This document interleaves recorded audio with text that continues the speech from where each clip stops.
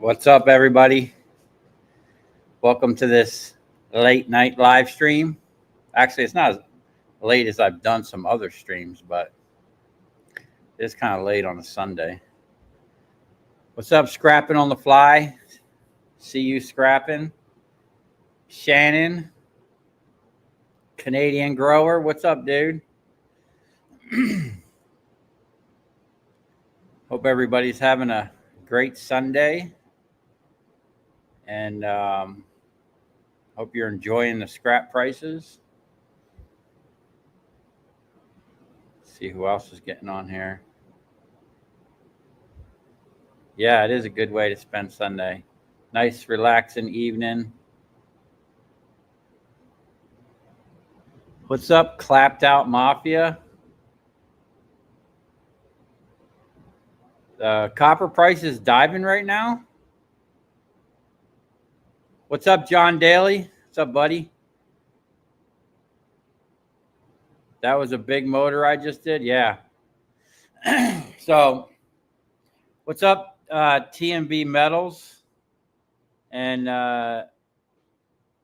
Jim, East Tennessee? Any leads on a bigger shop? Possibly. What's up, Jake FL? Yeah, the scrap price, what was it, last week? I went and I sold some stuff. I wasn't even expecting the prices I got. I got $4.36, I think. Or was it 39 cents? I got like $4.36, I think is what it was. The market dumped 55 cents on Thursday night. Dag. I might have to go to the scrapyard tomorrow. Holy crap. All I know is it shot up, and then I got a price a couple days later, and it shot back down. That's crazy. I didn't even know it went up. Like, I never even really checked the prices unless I'm buying something.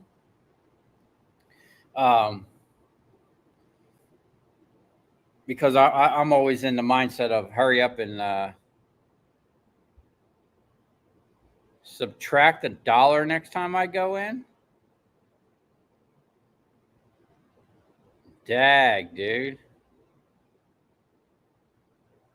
Well, that ain't good news. I'm definitely going to have to go tomorrow then. That's crazy. 413 on Yahoo. What's up, Electronic Scrapper?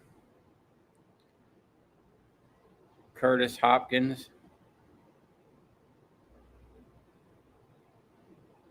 They went down 30 cents on clean copper over the weekend. Holy crap, man.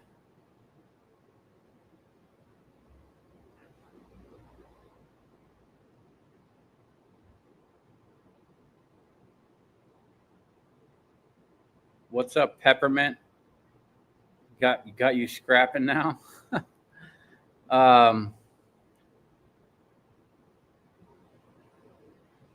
That's crazy, man.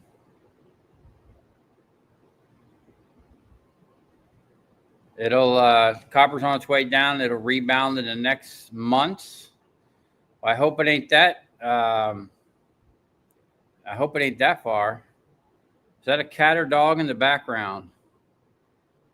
I don't know. There might be cats. There's always cats around here. We got a crazy cat lady that comes religiously every night and feeds like 20 cats next door. Crazy thing is, like, during the day, I might see 1 or 2 cats around here. There's like one that likes to linger around my spot because Steve would go out there and feed it. He's like a crazy cat dude. Wow. He tried to get a date with the crazy cat lady one time. That would have been a great couple. But anyway, we have tons of cats around here. I don't mind them really, because they don't bother me, except for the fact that they climb on my car all the time. I don't care about anything else, but they're always up on my car, which is really annoying. Where's Oliver and Steve? Well, it's Sunday. I know Oliver was here yesterday, and today he went down to the swap shop in Sunrise, Florida, or Sunrise.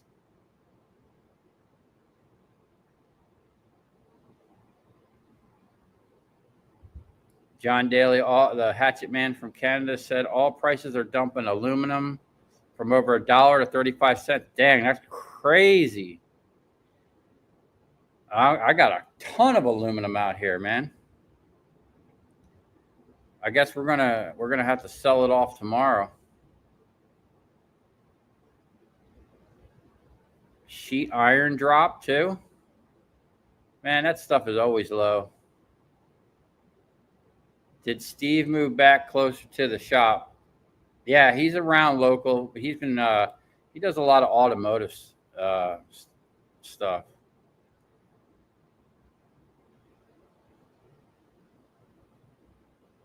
Montreal, the scrap price for number 2 is $4.35 Canadian. I don't know how that equates.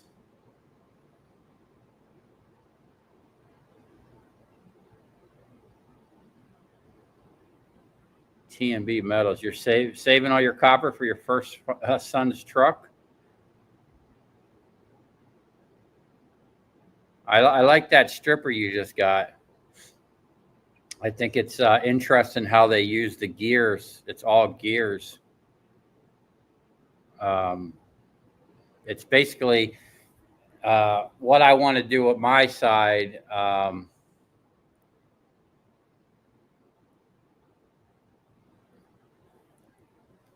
Oh, yeah, that's a bag of, I think there's we put some light bulbs in that. That's what's blowing under the table over there. Yeah, we got a mess here in the shop. Me and Oliver were tearing stuff up yesterday. Number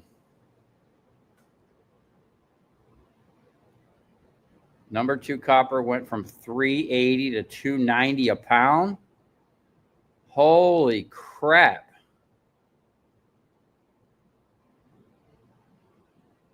It's going to take a month to level out.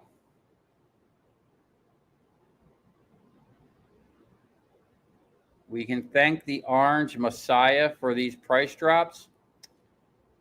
That's messed up, man.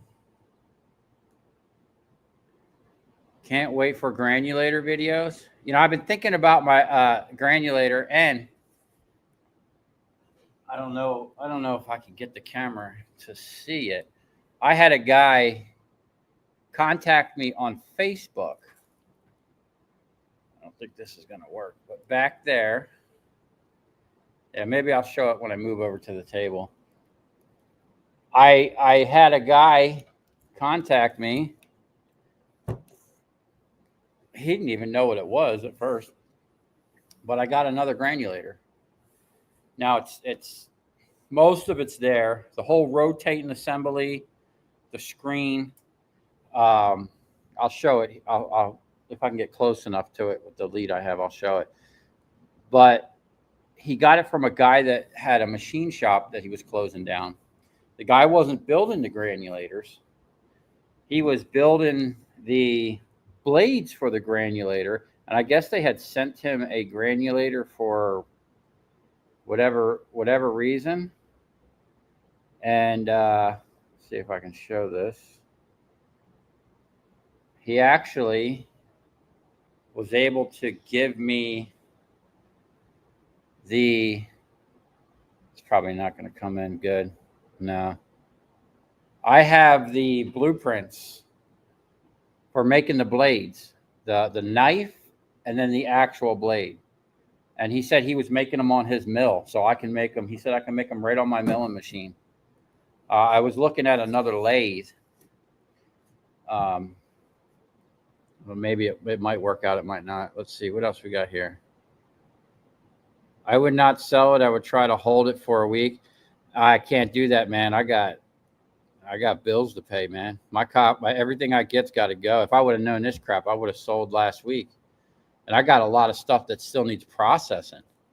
But I buy most of my stuff I buy most of my stuff to where I'm going to process it. So there's tons of margin in there. I'm not going to lose money. I'm just not going to make as much money as I would.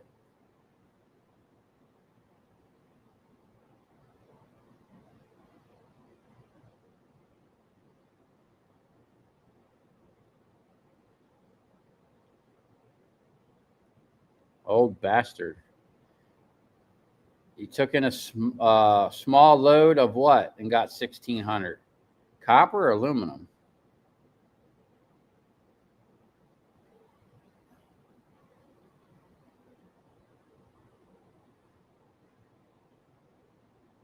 Do I know if Steve ever lived in East Tennessee? I think he's originally from like Ohio or something like that, and then he lived in like Texas for a while. I don't ever hear him saying anything about Tennessee. Adam Luke, is that a 380 or 22? No, that's a 45 long Colt, single action. I left my daily carry at home, so I'm stuck with my backup. And, we always got a backup for the backup with the Mossberg over here.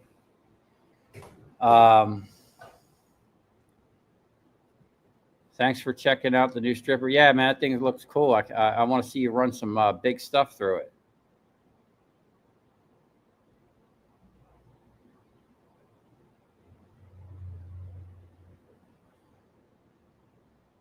Going to take longer than a month?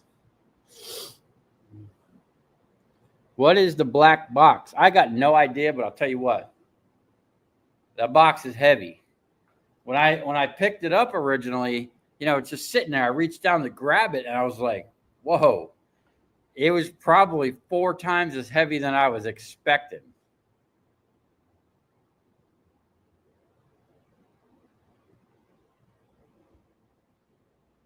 Scrapping on the fly, you reached out to me on Facebook a month ago? Did you reach out to my page or my personal? I'm not on there all the time, and I don't know. Sometimes I shop Marketplace, and if a message comes up, I think someone I don't. Well, if I didn't reply to you, I'm sorry. Where I got my Jaws of Life, I bought my Jaws of Life from eBay. And I'm going to be more proactive with the other things. I actually have a page on Facebook that I'm going to start posting more stuff to. I just been like super busy, crazy busy the past couple like weeks.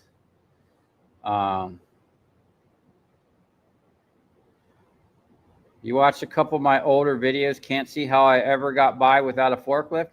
I mean, you don't need a forklift. It definitely helps, but I had a cherry picker and a pallet jack, and pretty much got everything I'd needed with that for years. I mean, just a little bit of work and thinking outside the box. And I mean, shit, when I first started scrapping, I didn't even have a trailer. I just had a truck. Matter of fact, when I first started scrapping, I didn't have my own truck. At the time, I had like a Lexus LS400 and a Jaguar XJ6 or something. I didn't even have a truck. And I think I borrowed like a friend of mine. But he wasn't really a friend, but I know a dude. He wound up going to jail for a while, and he wanted me to make his truck payments, which were ridiculous. And he gave me his truck. And like I thought about it, I drove it for like 2 weeks, and I did one pickup with it. It was a nice F-150, but it just wasn't capable of handling what I needed to do. First time I picked up transformers with it, the thing was like squatting going down the road. I was like, nah. So I was like, I can't do this. I just took his truck right to the dealership he bought it from, gave it back to him. Let's see. Pretty much got rid of all my non-ferrous this past Monday. Yeah. The screen size is the most important for granulators. Makes it easy to get the copper out. Yeah, okay. So my original granulator was a plastic granulator. It had big chunky holes in it, I actually had I inlaid a piece of steel on the inside. I made sure there was enough room between the blades and the screen. And then I hand drilled every single one of the holes in that screen. I welded the thing in, I flipped it over, and then drilled them all out. The first time I did it, the holes were too small. It didn't allow the copper to go out, and it started clogging the machine. So I went back with the next size drill bit, reamed them all out, and it was perfect. I got the perfect size. I don't remember what it was at the time, but it was just something I made. I bought for $400 and modified it. And unfortunately, the guy I got it from jacked it off before I got my hands on it, after I told him not to, do anything. You got 2 granulators? Well, the one I have back here, I asked the guy what it was for. It was for chopping CDs. So basically, it's another type of granulator, but it has the same blade structure as I've seen other copper granulators. And what I'd like to do is use both of them in conjunction, have like one of them, maybe like the one I originally got, because it has a wider inlet. I'll take the steel plate out, because the big holes, it liberated, I'd say, 80% of the copper. But some of the copper was big enough to fall through where it still had plastic on it. Maybe like a pre-chopper, and just have it drop down into the final one where it just cuts it down. Those of us that do this full time have to have a cash flow. We can't hold like hobbyists. Yeah. I mean, I don't know about other people, but this warehouse, nothing, not, paying any other bills, fuel, food, nothing like that. Paying Oliver, my editor, that I got to have $5,500 a month just to pay this place. So I can't be sitting on copper. That's like my main money. What are my opinions on the tariffs? So, I don't know, man. Like, to me, if other countries are basically charging or putting a huge tax on our stuff going into their country, why would we let that happen?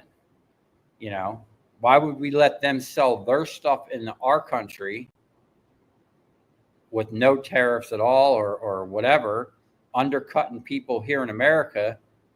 I mean, that's kind of why nothing's really made in America no more, because it's cheaper to make it somewhere else, or American-made stuff can't even be sold in other countries. I don't know. I really don't really look into it that much. I just know that it sucks that, for whatever reason, they've been letting a lot of, like American manufactured jobs go elsewhere. Where's what happens? What's happening to all them jobs? And why would there be tariffs anyway? How about, like, if someone wants a product made in a country, just sell it for whatever they're bringing it into the country at? Why has it got to be all these tariffs? And where's that money going? I don't see that money in my pocket. The crazy thing is,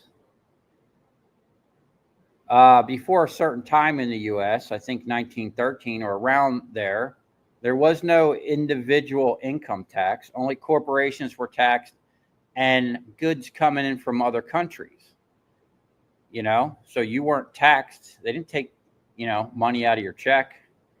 Now they take money out of your check, but all of a sudden these countries can come selling stuff without paying a tax. You know, that stuff doesn't make sense to me. What else we got here? Buy cheap and stack deep. Yeah, the problem is the customers that I deal with, you know, they're pretty big time electrical contractors, and they know the game. They know some of them. Like, I got one customer that pulls up Comex copper and sees what the exchange is, and he'll call me up and ask me what I'm paying before I go there. You know, so if I tried to buy it cheap, he would probably laugh at me and just sell it to the scrapyard literally a block away from him. You know, so I have to at least match the price. I can't just. It doesn't work like that when you're buying 1,000 pounds of copper from a huge electrical contractor. They know what they got. You know, they'll call around. Do I profit more off of YouTube or scrapping? Scrapping by far. What's up, Joseph? Go hold a sign up at Mar-a-Lago saying, stop messing with our scrap prices. You're not far from there. Yeah, I mean, literally, Mar-a-Lago is right down the street from my house and my shop. It's like a 5-minute ride from here.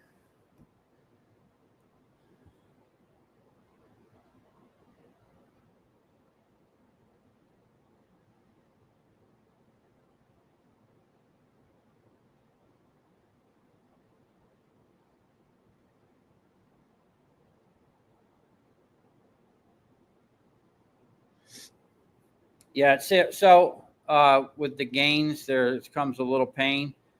I'm a full timer, and this dip is inconvenient but necessary for greater things. So here's the deal: like, I don't normally, I would never sit on anything more than a couple days. Like, if copper's in my shop more than a week, it's just something that I didn't get to. But like copper wire, I would never sit on copper wire. I'd strip it and sell it immediately, because I'm buying it here and I have to sell it within that margin. Now, if I bought copper wire and the price dropped 55 cents a pound, I'd be losing some money. So I don't do that. I turn and burn quick.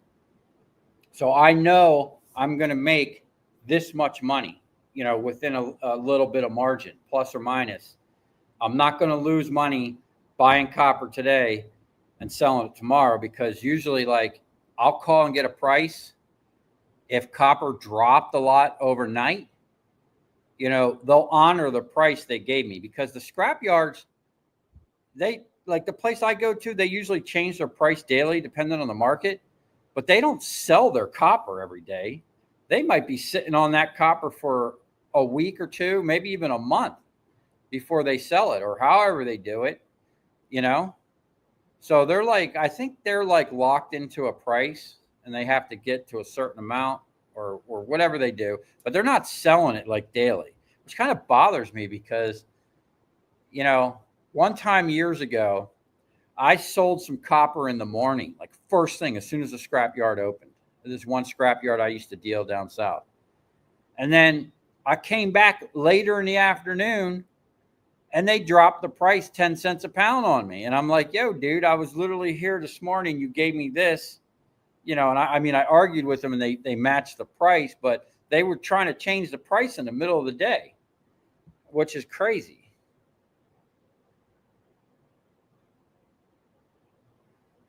You don't have a trailer or a truck. You have a 2007 Ford Expedition.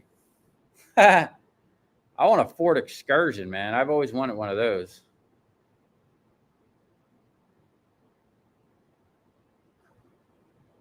How many times have I hurt myself scrapping things like lights?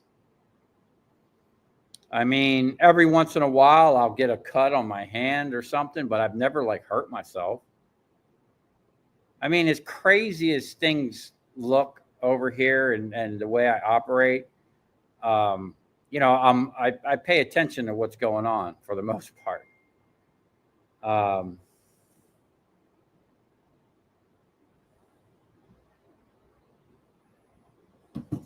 Really. Let's see. The copper catcher. You got a chopper, a copper chopper.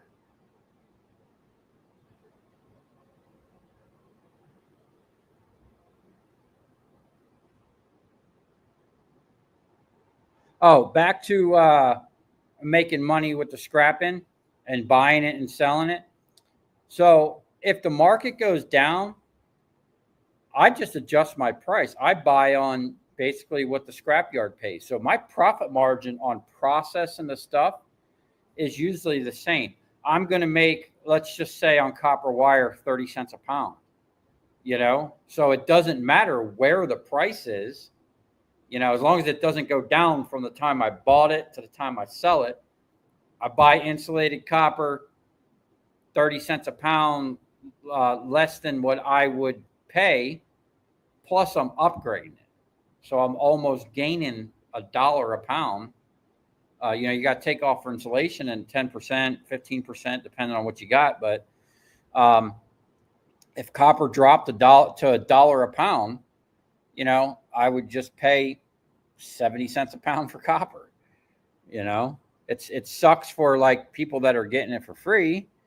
But for me, it doesn't really matter because I make my money on processing it, the upgrade, and being that I have to pay, now with like the transformers and electric motors, all that stuff is usually like really low, like 15 cents a pound, 20 cents, 30 cents, 40 cents a pound. You're never really paying more than like 40 cents a pound. And then if you can process it quick, you're going to make money. That's where if copper goes up, you're going to make a lot of money. But like with copper wire, it's, definitely you got to buy it right. You can't be buying it as close as to what you're going to get and then sit on it and then lose money.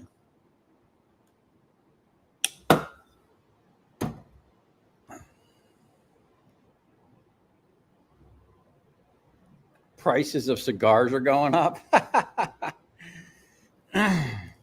Well, people better start making stuff in America then. I've been saying that for years.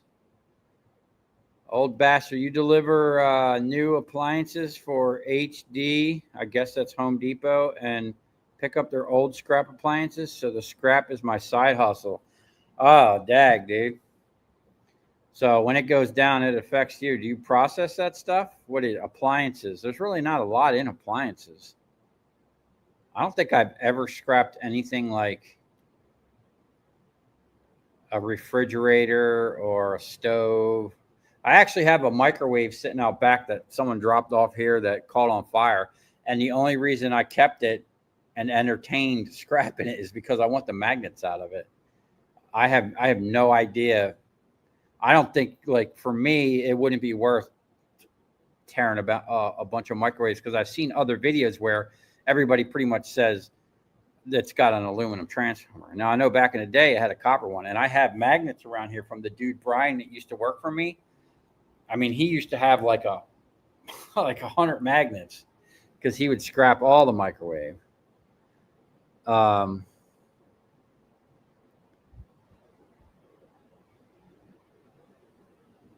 It'd be nice to have a side hustle to produce and sell and cover expenses. Yeah. You want USA tools and supplies back at higher quality? Yeah, man. Everything, the sucky thing is everything today is like made with plastic. Everything.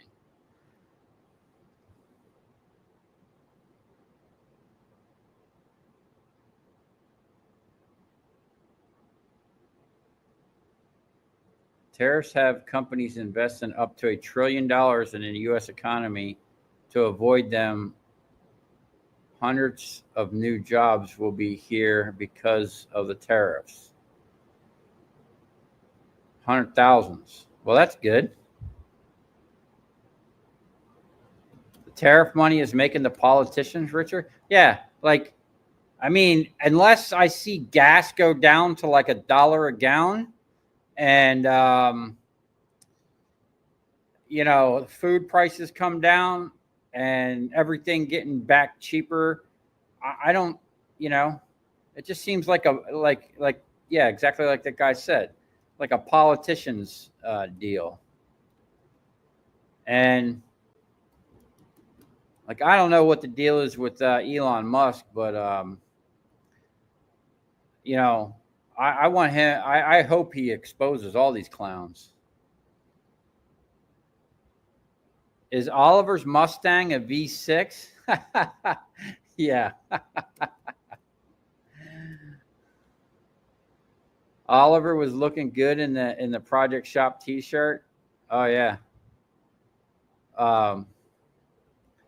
Yeah, I keep trying to get Oliver to race me. His Mustang's a 6-speed manual, and when he was looking for a car, I told him, I was like, "Listen, it's your first car. Go get a manual." I was like, "You won't regret it after learning how to drive it." And you know, because you're actually driving the car opposed to just sitting there and hitting the gas. But he still doesn't want to race the old Merc. Although I think his car's got like that V6 he's got, I think it's like 300 horse or something like that. So it's not turboed or nothing. He wants to put a turbo on it. He's got a long way to go to compete with the supercharged Mercedes I got. Save up the copper dust. So this is actually what I was planning on doing. I'd like to do. I'd like to start running my granulator again. Now, I get more for, I haven't sold chops in a while, but I get more for bare bright copper than copper chops for whatever reason. They don't buy it as bright and shiny. It's like its own category. It's like a couple cents less. So I used to always strip as much as I could. Like I would literally run the stripper. Man, I wish I had a YouTube in my last shop, because I had that stripper, okay, my homemade stripper, and then my granulator. And I would just be feeding all three. And even though I had a bunch of little small spaghetti wire, the granulator only runs so fast. You can only produce so much, you know, an hour or a minute, whatever. So I would listen to the granulator, you know, don't let it bog down. As I'm feeding it, I'm still just stripping the whole time. Until the pile was 100% gone, I was running both my wire strippers and the granulator, which, you want to talk about eating up some copper, man. That was great. So what I want to do in the future is I want to do the same thing, but I don't want to sell my chops. I'm just going to start putting in 55-gallon drums, and I'll sell it online. There's that guy, Boca Mint. He's always asking me for chops. A lot of people say that it's easier to melt the chops. Like, you know, you can get more in the crucible or whatever. But I want to do it, one, for my own thing, and two, to just have a stockpile of copper. I'll just, you know, the little bit of extra wire that I granulate, I'll just put in a barrel. It'd be like my retirement fund. Hey, what's up, Silverlicious? Things are going good, man. Took in some bright and shiny and polished copper pipes. The price was $3.25 a pound, and some other non-ferrous, and got $94. Polished copper pipes. Did they pay you bright and shiny for that? Because copper pipes is actually an alloy. That's why it's like rigid. That's why it's called #1 copper, not bright and shiny. You used to have an excursion. I want an excursion because they come with I want the 2003, the last year of the 7.3, because I know them engines inside and out, and I can burn black diesel in it. Oh, I emailed a guy a while back about a centrifuge. The one I really like, it's like $2,800 or something for like the Mac Daddy setup with all the bells and whistles. I think I could get it for like 18 bare bones. But the guy contacted me back, and he wants to do like some type of collab. I got to talk to him again when I'm ready to buy one. But I'm hoping to get a discount on it, and maybe he said he'll give me a code if someone buys it with my discount code or whatever. But I really got to get on the black diesel stuff. I got a ton of black diesel outside, motor oil and diesel fuel that I can mix it with. You just bought a brand new 2025 C8 Corvette. Dag, dude. That sounds like fun. Dude, what was burning under your table? That's a good question because, this is my like Weldon scrap table. The only thing under this table that I know of that could be flammable is my dustpan and thing. Everything under this table is like metal. So I think what happened is something, it wasn't even on the table. It was like something underneath of it. And I'm not sure. Actually, let me take a look real quick. I had no idea until I was editing that the shop was about to burn down.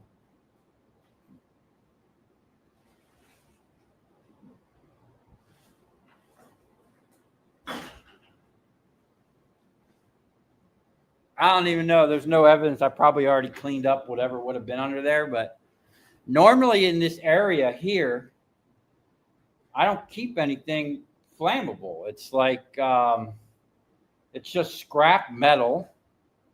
And there might be the occasional piece of copper wire or a plastic ballast like an electronic LED driver that's plastic. There's nothing that can really, because I know I'm welding and grinding and using a plasma cutter and a torch over here. So normally I keep this free of stuff. It might have been like a cardboard box. I got no idea.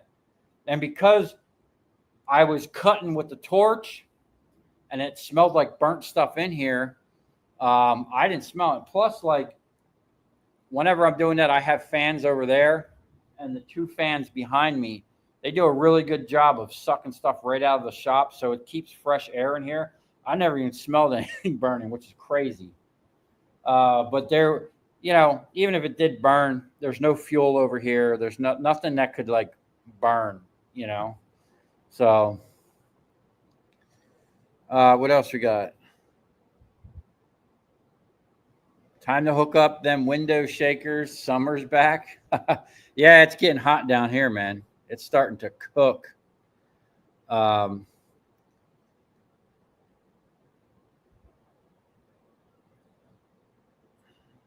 What's up, Scrapmeister?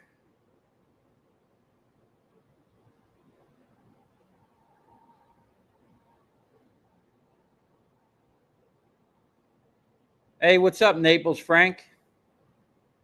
Hope you're doing well, man. Last time I talked to you, you said you were had a cold or the flu or something. Hope you're feeling better. There isn't a single other country that we charge them more in tariffs than they charge us. Most of the time, we charge them 1/3 of the amount they charge us. So then who cares? Then if a country's charging us tariffs, I'd charge them exactly what they're charging us. I mean, why? Why are we letting them basically undercut American manufacturing and taking our jobs and stuff? Like that South Park episode, they're taking our jobs. I think they're referring to Mexicans on that, or whatever they were. Is that a Ruger Vancuro? Oh yeah, it is. I'm pretty sure. Yep. This was my first revolver. I don't think them words are going to come in. 45 long Colt. It's got whoops. It's got some really nice big rounds, man. I'll tell you what, though. I'm going shooting this weekend. Check this out.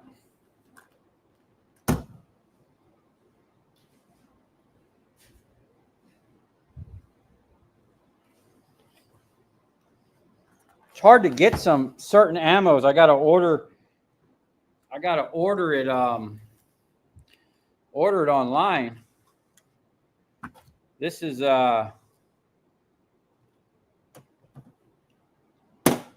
this gun, I thought it would kick.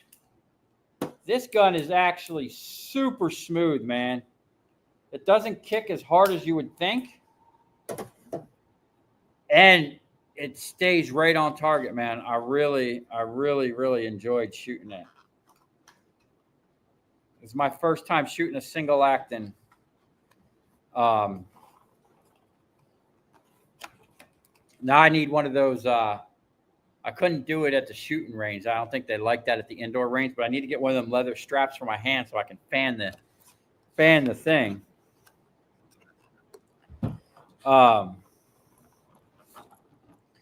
So that's a 45 long call. It's a pretty big round. You put that next to a 9mm, like I don't even own a 9mm. My smallest handgun's a 45, my daily carry. But that is a 50 cal. It's basically the same height, but it's just such a beast of a round, man. So we're going to take the old Desert Eagle out, and we're gonna light off some rounds. This little box of ammo, it's hard to get this stuff. This was not cheap. 20 rounds. What is this? Yeah, I think this is 20 rounds. 300 grain. That might have been like 40 or 50 bucks, man. It's like $2 a round to shoot that 50 cal. That thing's a beast, man. If you never shot a 50 cal handgun, man, that's fun. I'd like to get the revolver, the Smith & Wesson S&W 500. That'll be on the list. Like my 50 cal was like a dream gun that I always wanted as a kid. And I buy all my guns at a pawn shop around the corner here because I really don't see. I've only bought one brand new gun in my life, and that was my AR-15. And then I got arrested with it a couple months later. It took me a year and a half to get that gun back. But I like buying good used guns. You know, you can look at a gun and see if it's worn out or not.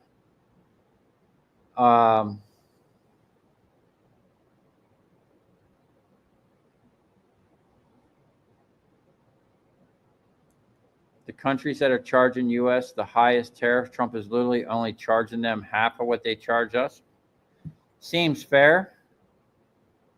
I mean, whether or not he's really doing good for the country is yet to be seen, but we'll, you know, I'm hopeful, and I you know, he is running the country, so I support him and want him to do a good job, because if you're out there just spewing negative energy towards our president, then, you know, it's not helping unless he's doing something obviously like criminal or that's directly affecting you. One result of the tariff, Hyundai has pledged $6 billion to construct a steel mill in Louisiana. That's nice. You like that song I use? All the songs I use are from mixkit.co and bensound.com, I think. The price will never go down because they got us all used to paying higher prices. Well, you know, we gotta vote with our wallet, man. If a company's like, I remember where I had my first shop. Right next to my shop was Diablo Sport Tuning, and they used to manufacture all their stuff in the United States. They had a dyno and a tune-in shop, and then they had their electronics where they were building their stuff, and they had like these injection molds for the handheld things. And I remember one day the kid, I was friends with one of the kids, and he goes, "Yeah, man, this is messed up. They sold the company, and then the guy that bought it, he had this stipulation where he was supposed to keep all the people working and keep it here. Well, almost immediately, they were out there boxing something up one day, and I'm like, oh, what's going on? Because he asked me for like a crate or a pallet that can be shipped overseas. And he goes, yeah, we're shipping our molds to China, and we're going to have our stuff made in China now. And I was like, man, that's messed up, dude. That is messed up.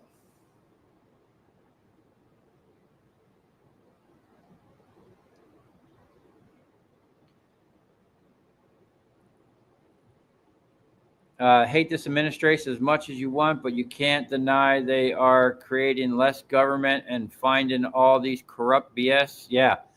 So, it's crazy. Before all this, years ago, it's got to be before I was in this shop, I got permanently banned off of Facebook. That's why my Facebook is not I don't know how I got back on there, but when I relogged into my account years ago, they changed my last name. But I was able to get back on my account, but everything was deleted. I used to have like 5,000 friends. I used to post all this stuff, but they permanently deleted me. I started a Facebook group called the Office of Government Accountability, and I wanted a grassroots movement where we, the people, hold our government accountable. And like here's the problem, okay? Nobody shows up. You hear think about all the craziness you're hearing right now on the news, right? Everybody gets on Twitter, Facebook, Instagram, makes all these posts and tweets, and they're outraged. But are the masses showing up and saying, hey, arrest these people? I want to know who authorized this stuff. Nobody's doing that. Nobody's showing up and holding anybody accountable. How come all this corruption and all this fraud's going on, but yet has there been any arrests? Is anything really going to happen? Until that happens, then to me, everything you see on TV is all just a show, And there's a big, like George Carlin said, there's a big club and you ain't in it. Neither am I. So we're on the same page. U.S. used to have 30 steel mills in the 80s. Now we have 6. Dag. That's crazy. I only use my granulator for low-grade wires. Yeah. I would just use it to strip the spaghetti stuff, man. I had a shear I bolted to my table. And I would just grab a knot of spaghetti, pull it up, shear a handful, throw it in the granulator. And this is what I learned about the granulator. Because one time I took my shear and I sheared it into like 1/2-inch pieces. And I had a whole bucket of it. And I was just kind of trickle it in there. The granulator loved that stuff. It ate it up almost as fast as I can feed it in there because you weren't throwing a big bird nest in there and it, getting caught up in there. And solid core wire. For whatever reason, you would think it would be harder on the machine. Solid core wire. I remember that granulator used to love it, man. The top of the forklift is never going back on. I don't know. It might not. It's actually just sitting back there somewhere right behind me. Yeah, it's over there. It'll go back on one day. I just need like some breathing room, man. It's crazy over here. I don't get a break because I have to turn and burn so much scrap, and like the scrap that I'm getting now, I do get a lot of it. But I'm just not getting the transformers anymore like I used to. And that was so much of my money. And now the the stuff that I'm getting, I had to process to clean it, and I'm buying those LED lights for 15 cents a pound, and I'm getting like 65. Well, I don't know about now with the things. I was getting 65 cents a pound, so you're gaining 50 cents a pound. Oh man, someone, Mickey Mouse donated 20 euros. Is that a euro? Love your videos. Thumbs up. Thanks, man. I appreciate that. That helps out, man. Helps me keep the lights on over here.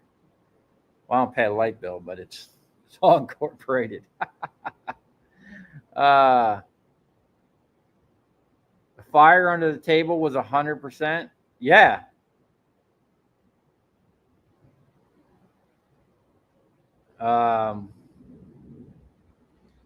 It looked like a paper towel, probably. It was probably a paper towel. My son blew a tranny 3 times in our excursion. He used to take the excursion into the Everglades and would ride through the mud with his buddies who were on 4-wheelers. Ah, dude. That sucks. I mean, if he was taking an excursion into the Everglades, dude, he was probably beating that thing. It was crazy because I think the excursion would have the same transmission. I don't know as much as my F3. I think the excursion is basically an F250 with, a full thing on it.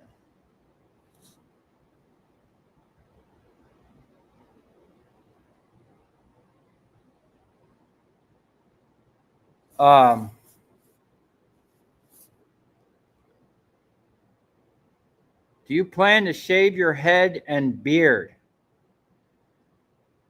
I don't plan on it, but someone else plans on it. Oh, man. Joseph Valenti, $75 dag, dude. A couple of lunches. Dude, I really appreciate that, man. That last video, dude, I got so many comments. People telling me that I probably got type 2 diabetes or something. And I mean, maybe you're right. I do drink a lot of Gatorades and iced teas and stuff. And I've been laying off that stuff. I used to drink a lot of Red Bull. I'm drinking water. I'm on a water kick now. Someone in my life is all over me about that. But yeah, I've definitely got to change the diet up because I don't know if it's because I'm getting older, fatter, or the food's bad, or yeah, maybe I am diabetic. But I feel the last year, I just don't have the energy like I used to, and I mean I used to go, work day and night, work till 1, 2 in the morning, get up at 6 and do it all over. Now it's not as easy as it used to be. And I guess that's what happens when you hit 40. And matter of fact, shaving my head and beard might be something happening very soon. You still have something going on in your chest? Man, I'm telling you, get yourself some colloidal silver. Just chug the bottle, man.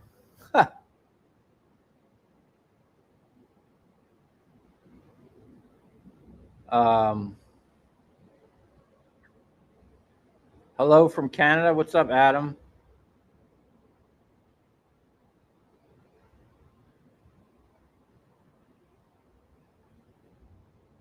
Just don't let out one of them Project Shock taco parts when you're torching stuff. Well, I guess that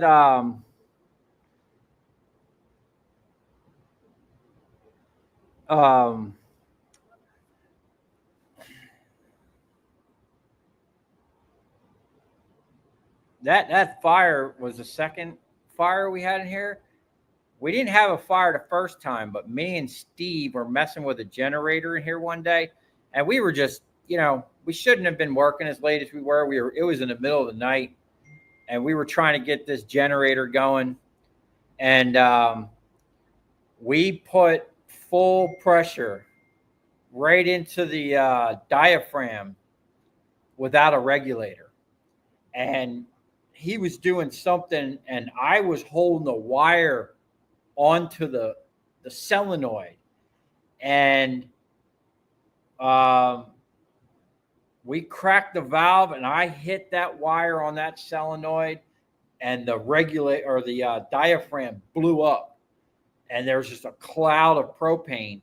And I'm watching a spark go in between my wire and the solenoid.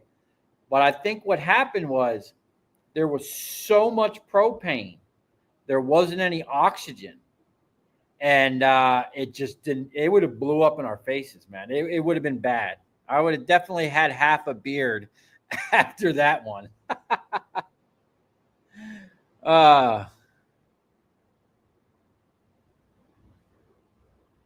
Yeah, people driving by out there. Leanne, hey, Derek, watching from Pennsylvania today, not from the UK, visiting my sister for a few months. Leanne, you're from the UK? I thought you were up in, I thought you were in like Daytona. Who am I thinking about is in Daytona?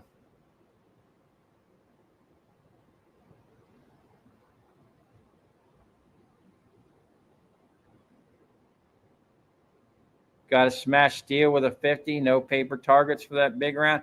Dude, if you look at that one video where I showed at the gun range, I was probably 20 feet away from the target. That 50 cal was just, it was making the paper fly, man. It was crazy. The AR-15 wasn't even doing that. Oh, what do we got here, man? Antonio Langlis, $20. Keep the wheel turning for the shop. Hey, thanks, man. I appreciate it. Thanks for the $20, man. We got my phone's blowing up over here.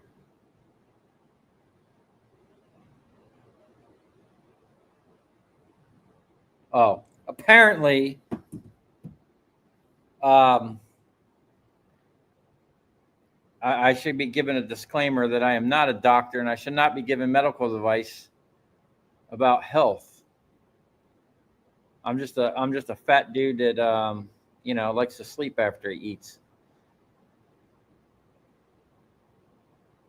Glad ammo went down. I was paying $125 for 50 rounds. Holy crap, man.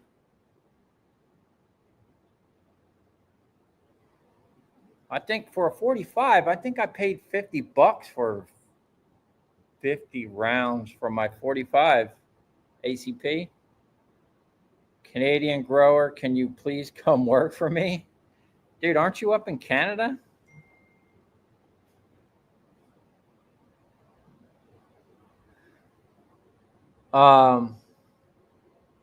Gas in Connecticut is $2.97 lately for the cheap gas. Unfortunately, I'm not privy to the cheap gas because one, my diesel truck is diesel and it's like more than premium, and my Mercedes does not like. I mean, I would never put cheap gas in my Mercedes. The supercharged engine would not be happy. You know what's crazy? When I was a kid, I worked at a gas station outside Atlantic City. Diesel fuel was always cheaper than gasoline. I can remember semi trucks and the tour buses coming in from Atlantic City to fill up. If they got $80, that was like a 100-gallon tank they were filling up. That was like a lot. Most people that came in to get gas was $5 regular. Anybody remember $5 regular? Like, I don't know what state you're from, but I think New Jersey and like one other state, you're not allowed to pump your gas. So you pull up and you tell the gas attendant, what you got. I just remember like 5 regular was like everybody came and got 5 regular. And we had the cheapest gas in town. So they'd be lined up down the freaking block. We only had 2 pumps, so you could do 4 cars. And then we had a separate 2 pumper for diesel. And the guy on the second pump operated the diesel pump. And the sucky thing is, the guy I worked with, what an a-hole. Because he had seniority, he would be on the first pump, and the new people would have to run the second pump. Well, when someone pulls into the gas station, they bypass the first pump and go to the second pump. So the second pumps were always just nonstop. And then you had to contend with the diesel fuel. And this a-hole would just sit there, smoke cigarettes in the little booth, and just watch you run around like crazy. And oh, what a nightmare, dude.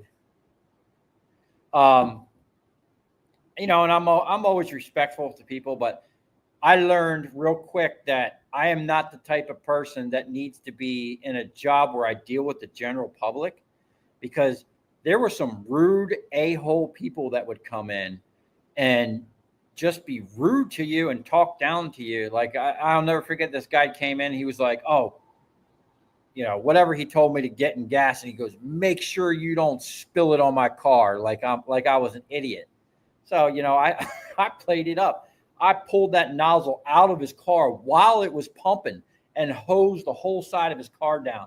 And I was like, oh, sorry, dude, man. This is my first day on the job. You know, don't be ignorant to me, man, because I'll hose you down with gasoline if I have to. What else we got here?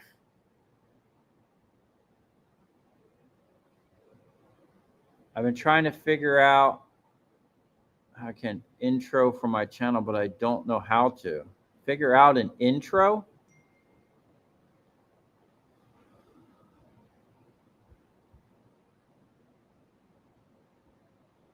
I made well, actually my editor made my intro. Oh, and I got, you'll see, matter of fact, I got the part 5 of the big stator videos dropping right after I'm done with this. I just got done uploading it.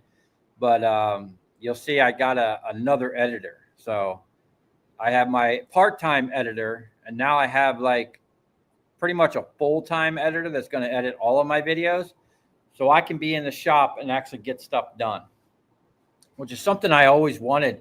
Like, I like editing, you know, whatever, but I need to be in here, you know, working and doing the actual work that needs to be done. I don't need to spend hours editing videos and stuff like that. So as you can see, I've been dropping a video every day, and the new editor has a strict plan and a schedule.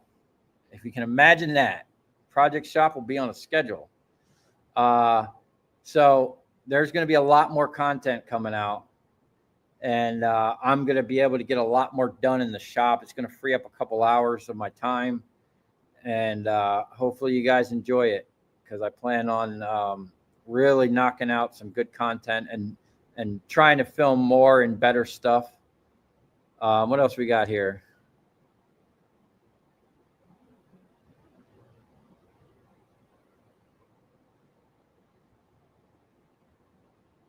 Should be at 11 playing field, no tariffs on either side. Yeah, I agree with that. I mean, if your product is that good, then why tariffs?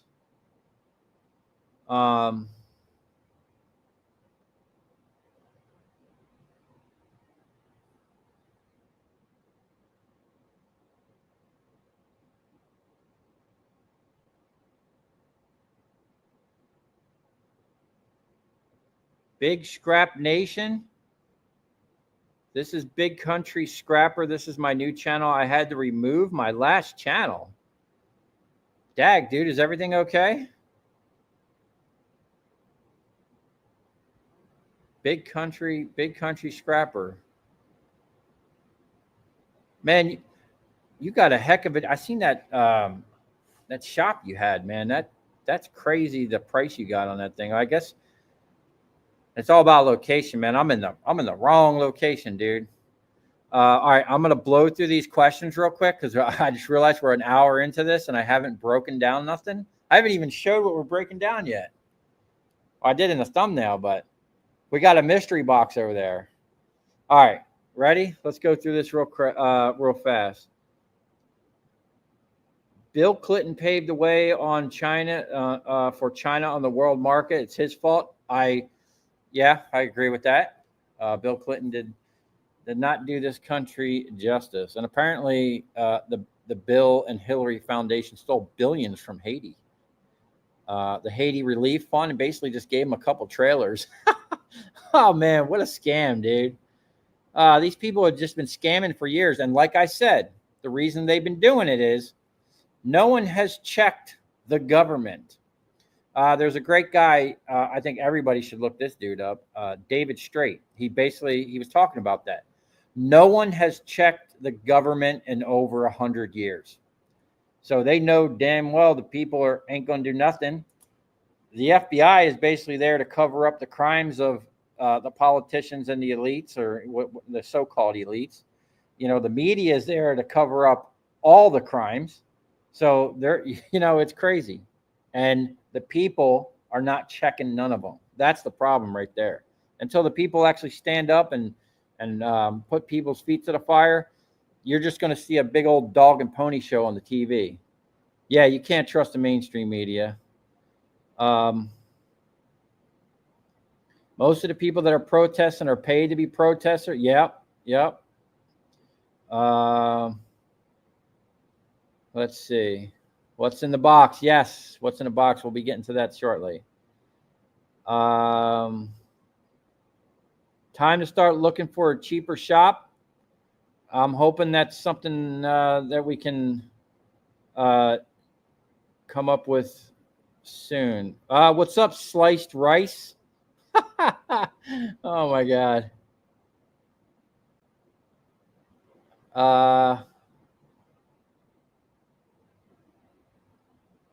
I sent you a suicide knob for the forklift. Maybe it didn't fit. Yeah, it did fit, dude. It's great. I use it literally every day. It's one of the best things for it. The problem is I don't think the videos that I've been dropping are caught up to when you gave that to me. Like I said, my videos are a month and a half behind right now. But we're going to knock them out and catch up. There'll always be a back, I never post a video of like all that copper sitting in my shop. By the time you see that, it's already done and sold. I don't need people showing up over here or nothing like that. Let's see what else we got here.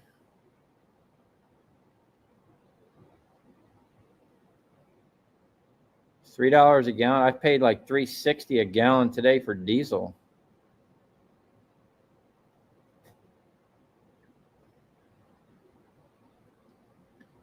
So if I sent you one of my granulators, copper separators for free, would you put it through its paces and offer me constructive criticism on what to improve on it? It runs on 110 volts. What do you have? Do you have homemade ones, or did you buy a proper granulator? I mean, if you send me a granulator, yeah, I'll put it through its paces. I'll tell you exactly what I think about it. Stay hydrated in South Florida. Yeah. You do have a 220 model? Okay, let's see here.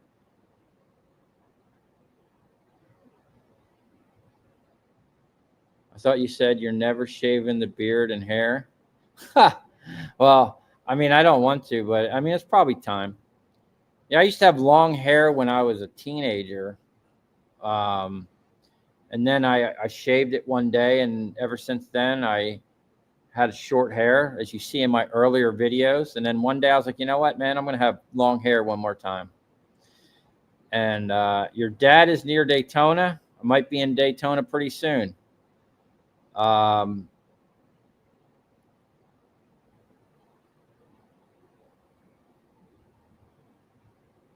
my mom's in here. You went to Red Lobster?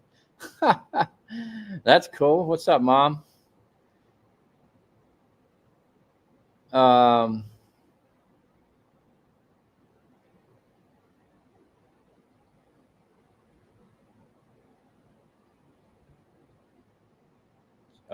You just Zelled me some money. Send it so I get the full amount. Unlike send it through YouTube. Oh, thanks, man. Yeah, I'll call you when I get offline, dude. I appreciate that, dude. Oh, you bought me lunch. I appreciate that, man. Okay.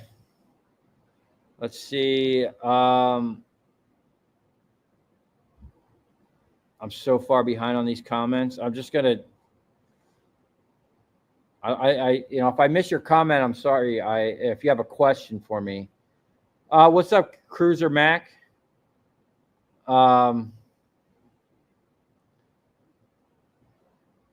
Hey, what's up, Merchant Metals? Oh, and I keep forgetting it, dude. If any of y'all want to come on here, and especially some of these other scrapping channels, get on here and promote your channel, talk to people, let everybody know what's going on.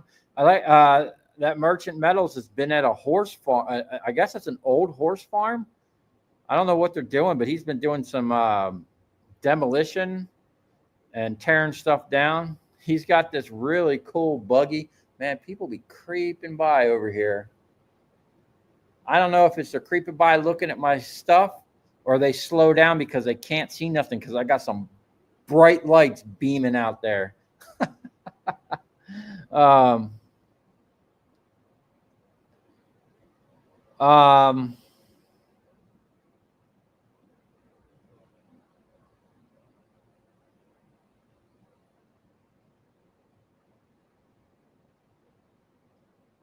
Cruiser Mac, what do I pay for this shop? Way too much. $5,500. It's a crazy, and it's crazy. It's my third year. I just signed. My lease renewed. I started out at 3,700. In 3 years, I went from 37 to 550, which is it's just insane, man.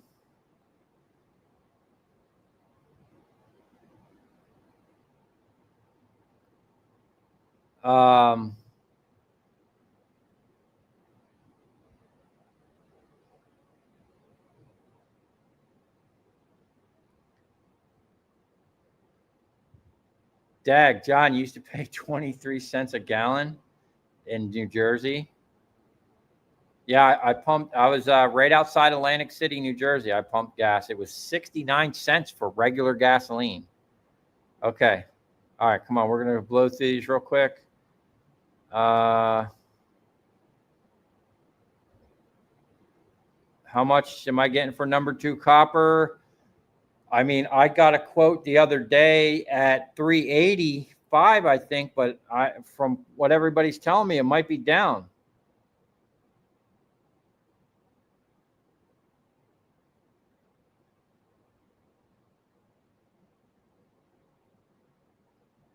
Electronic scrapper, you got 4 patents on a granulator with 6 pending.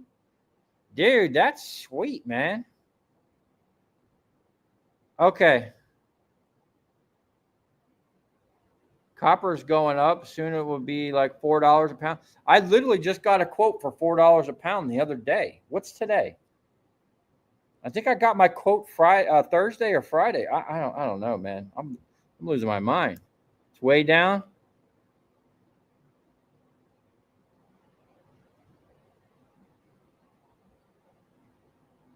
You heard that Dusty from Merchant Metals gives rides on his cement buggy on the weekends?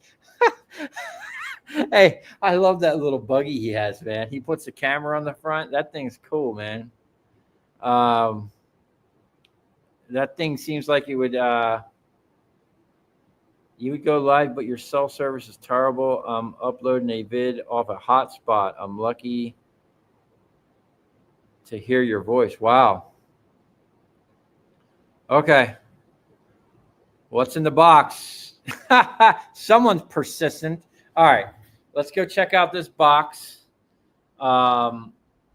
Where's my help?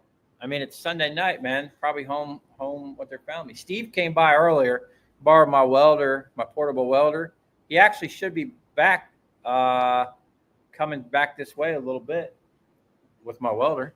All right, let's get set up over here. I wonder if I can just move the table down.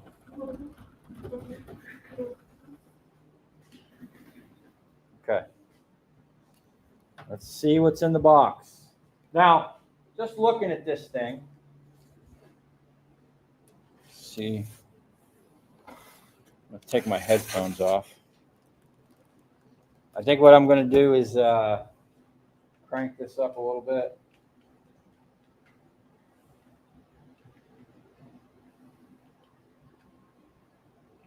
Okay, set this over here.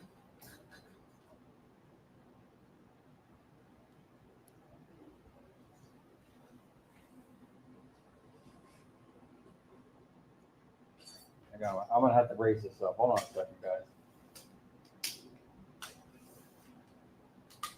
Oh, I don't know how much. Let me see how much cord I got here. Okay, so over there, right there, is a granulator. Oh, and a hydraulic pump and a cylinder I got. And I got a bunch of other cool things from this guy that messaged me off of Facebook. He was like, "Oh, hey man, I'm cleaning out a machine shop. I hate to see some of this. I hate to see this stuff get scrapped." And he goes, "I'll give you first dibs." And there was a lot. Like, you probably can't see it, but there's a barrel back there. You'll see in a video coming up soon. That barrel is full of a bunch of stock. Like, for what I paid in scrap, I might have paid $150, $160 in scrap for like at least $2,000 worth of material, if not more, if you had to buy it. Okay, so this box, I wish I had a scale over here. Let me see if I can't get this scale hung up. Because this box is heavy.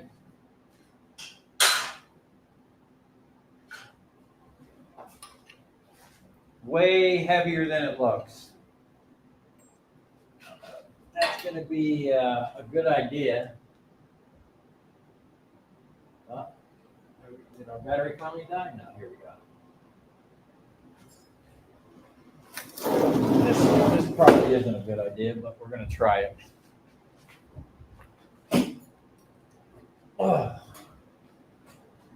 Oh my God. Okay. So this box literally weighs,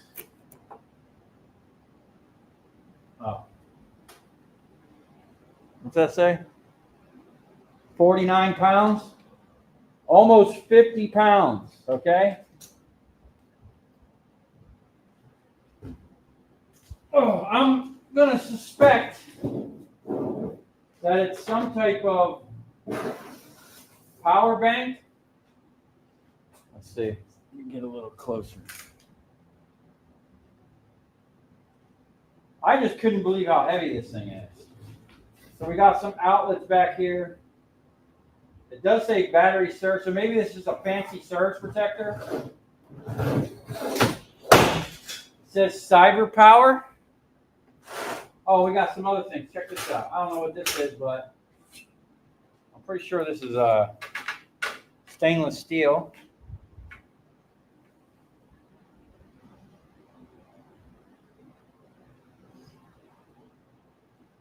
Came out of a giant stainless box, you'll see coming up here. Some more stuff. We might take that apart, see what's inside. Okay, so this thing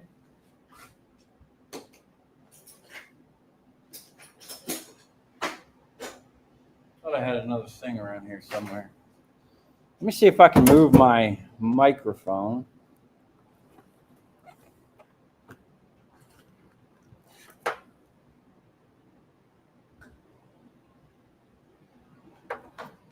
Whoops. Okay. Take the scale down so I don't get hit in the head.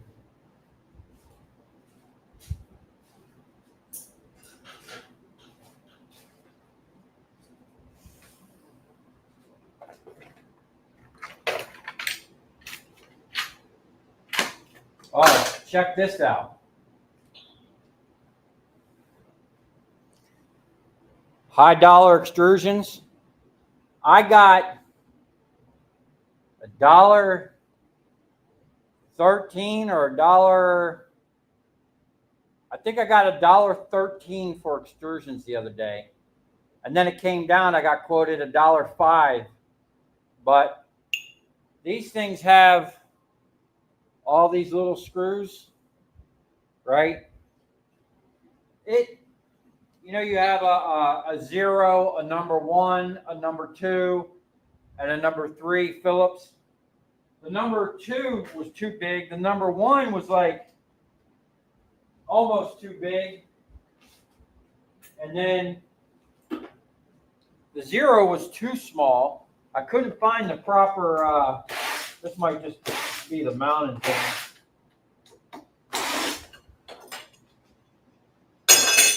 Okay. Let's take them off. Originally, I was going to save these little handles. I had a use for them, but I broke them. This thing is so heavy, it's like awkward. What do you think? Is it going to be full of transformers or full of batteries? Maybe both.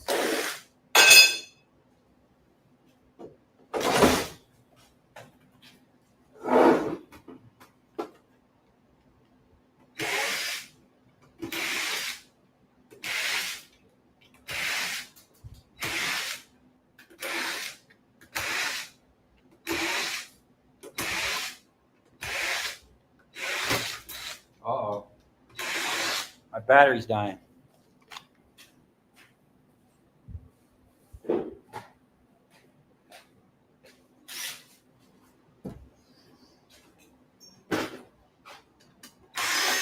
Oh, yeah. Much better.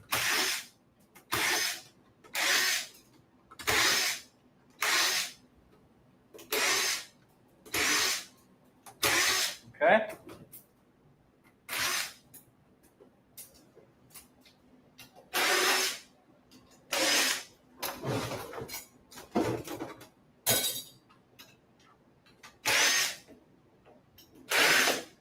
Hopefully there's not a charge left in this thing.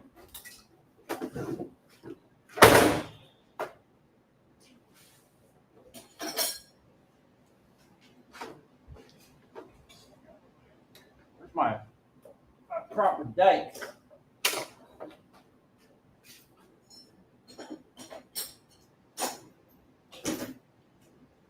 Okay. Nice heavy cord on it, whatever it is. Let me get you guys in here on a little closer view.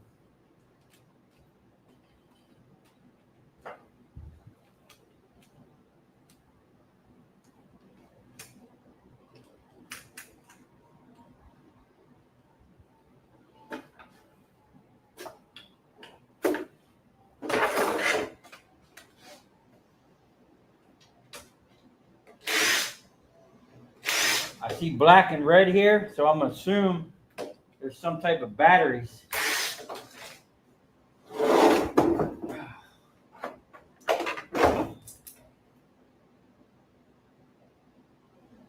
Did they change it up? Of course. They've got what looks to be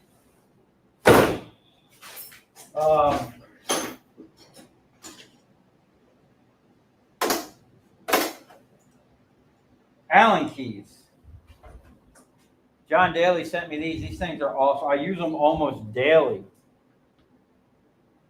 But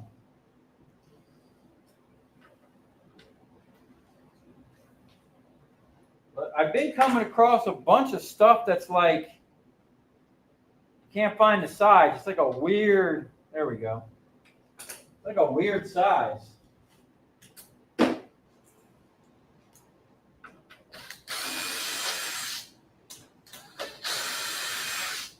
I wish when people manufacture things, they would just stick to one screw. I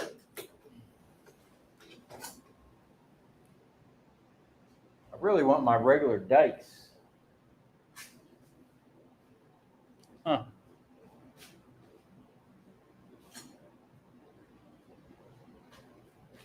got 2 pairs of them, and I can never find them. That's just a display.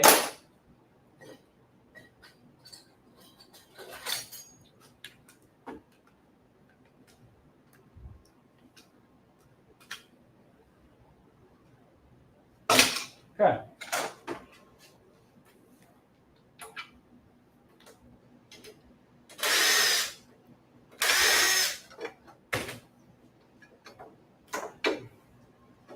These are some nice connection things. Oh, there we have it. 4 batteries and a big old transformer. Look at that thing. Okay. And a board with a lot of goodies on it. Probably a nice little fan. 24 DC.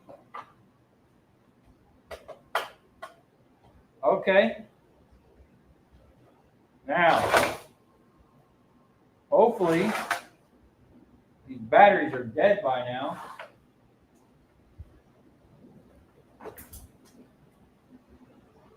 Oh.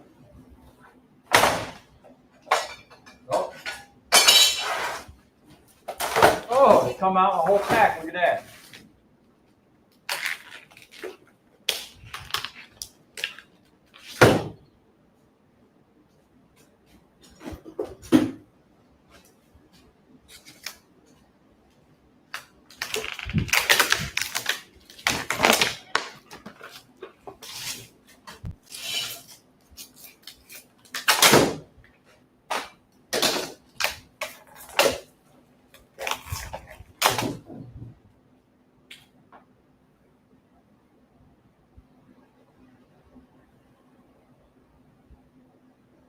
"13 volts, standby use, cycle use 14 volts.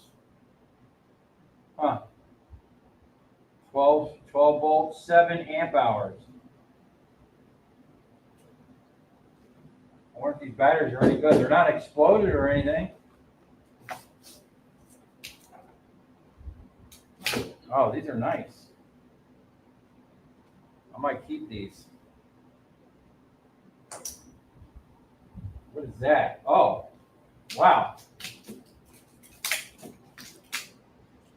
50 amp fuse. That's cool.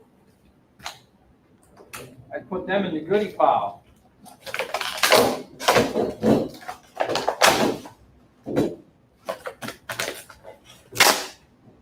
I bought, I've been buying some random scrap from one of my customers, my longtime customers.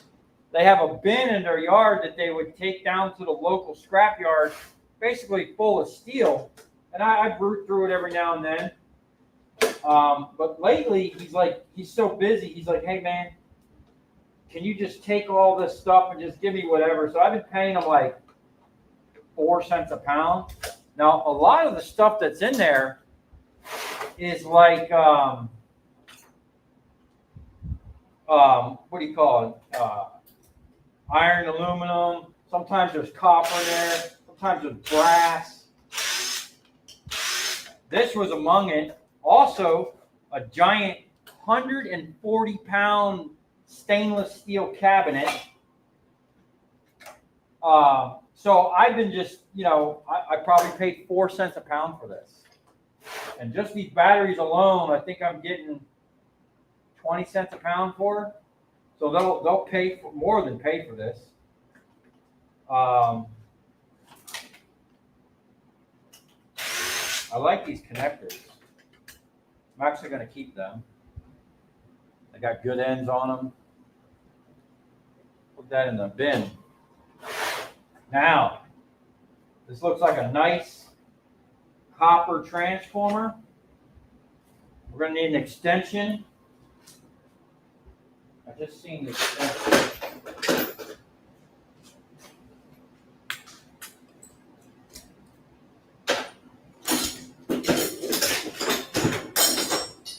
And there's a board down here.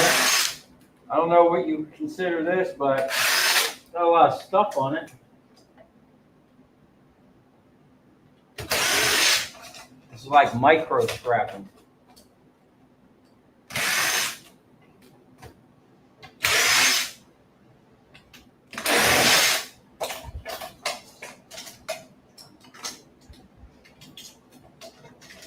Oh, there we go.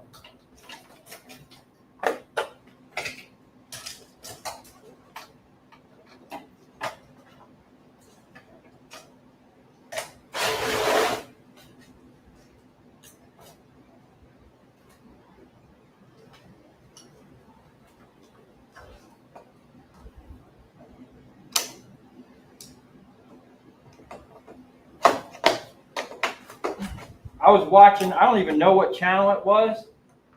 I think someone sent me a link. And this guy was like, he was recovering all kinds of things. And he was like, yeah, most of this stuff he'll scrap, but he was like, he knew what he was looking at. And he was picking through and pulling out, you know, things that he could use on other projects. And I want to kind of get, you know, I'm going to keep these fuses too. I want to try to get more into doing stuff like that because with the crazy prices we have for things. I'm going to cut this back here. Can I pull it off? You know, it might be a good idea to start saving certain things, not everything, but finding out. You know, this is probably all good stuff. Someone that's in the projects and electronics. Now this is some weird stuff. I really wouldn't have a use for this because there's no way to mount this without having like this plate. I guess I could that, or I see a lot of brass down in there, so that'll probably go to the brass unless I want to make my own inverter, which might be something I need to do soon. I don't know. We'll think about it. It's more shit I don't need. Okay, and then this, see if we can pull these wires without destroying everything.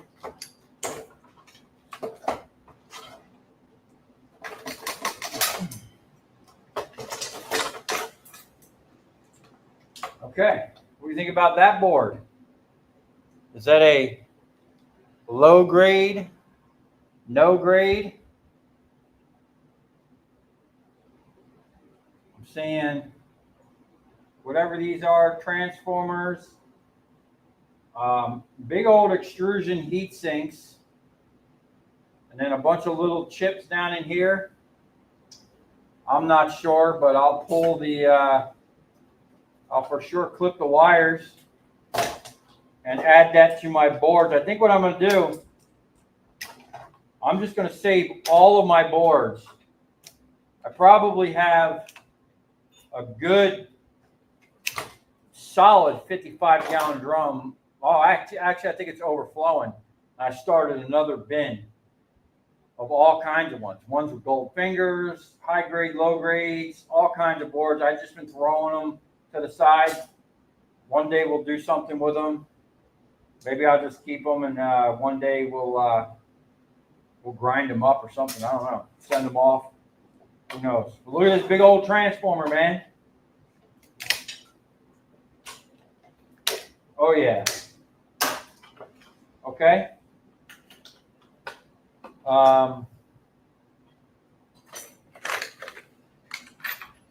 We need my other socket set. I think it's of course it's the ones I don't have.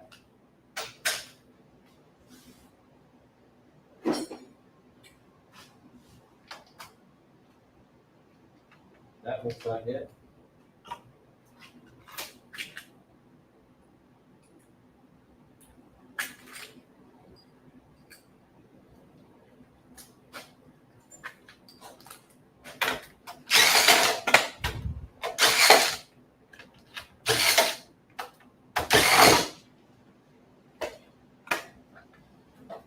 Oh yeah. Okay. That is a beast of a transformer, man. Look at that.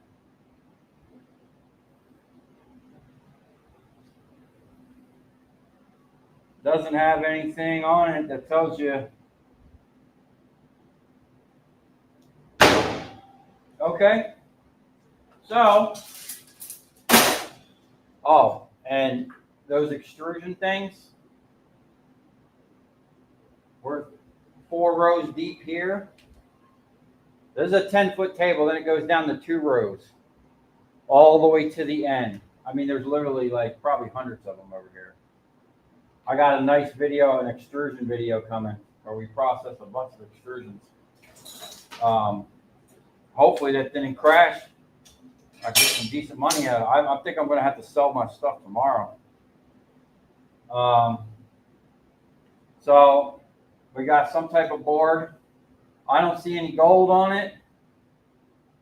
A little bit of wires, but that's probably where most of the money is going to be at right here, and the batteries. So was it worth the 4 cents a pound that I paid for it?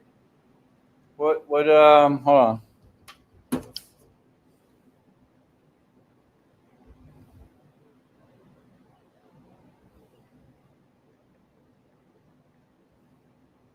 So I paid $1.96. Most likely, we're going to get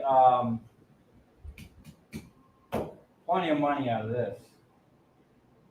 And if I wasn't bullshitting around and talking, I could have broke it down a lot faster. Now, this particular transformer is not one. This is what the I's and E's, as the internet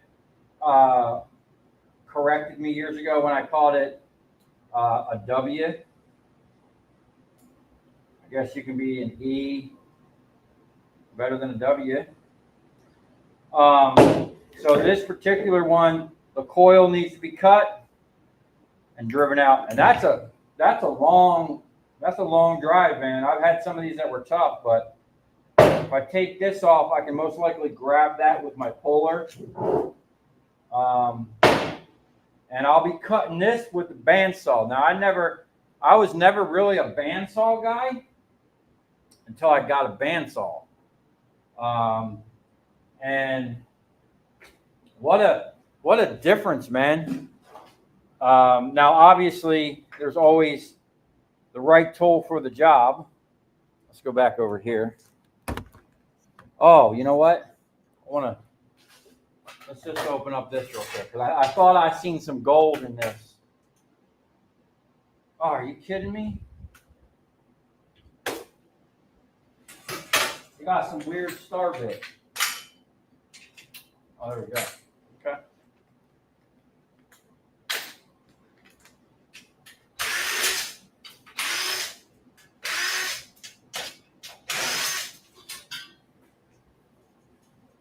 That's all.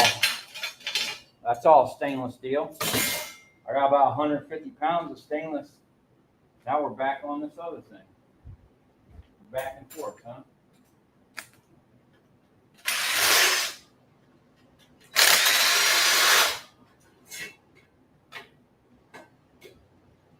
Interesting.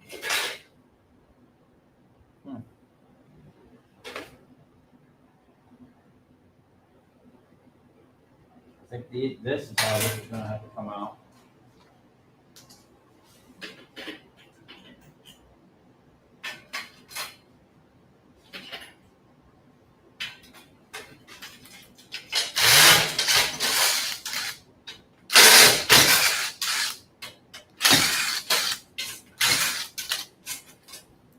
Nice little chunks of aluminum.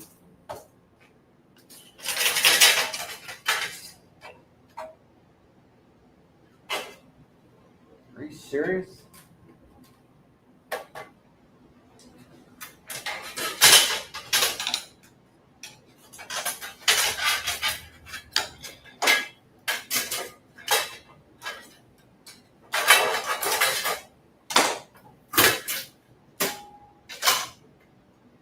More stainless. So I see some gold here, but oh, and gold. What about them gold fingers right there? Is that worth anything? These chips? Would it be worth depopulating this board? There's gold, a bunch of gold fingers right there. Look at that. Huh. I don't know, but we'll throw it in the pile. See what we got here. Looks like a number. Oh, we got it. We got it. I don't think these really matter.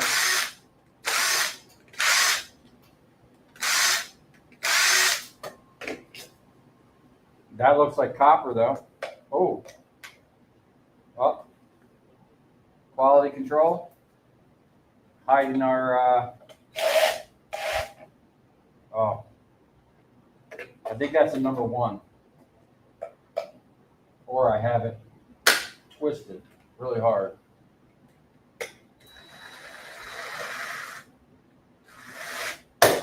It's threaded into plastic. Oh. You look at that. Nice little transform. What about these blue boards, man? Look at that. Huh? So, nice little, that's heavy, man. That's a nice little transformer right there. And all these little things right there, I can already tell they're copper. See, this is something, I actually have a drum around here somewhere. I've been throwing like I'll cut this off, right? Cut that off.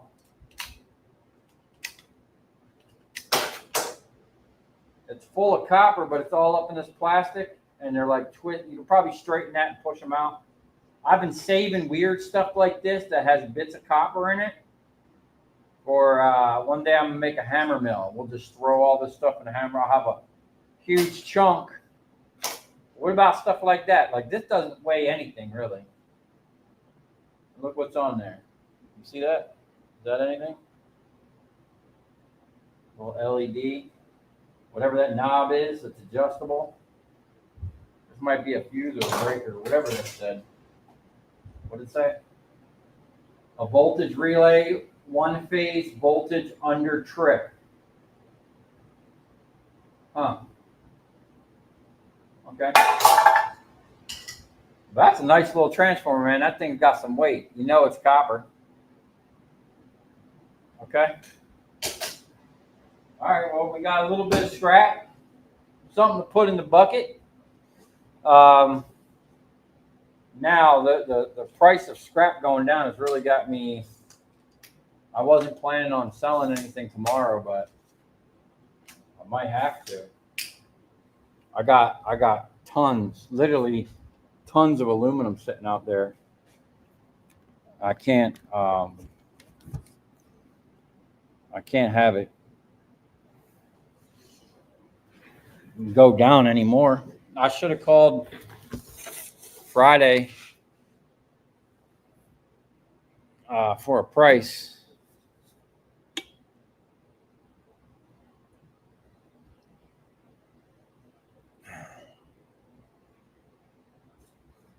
Okay. Let's see what we got here.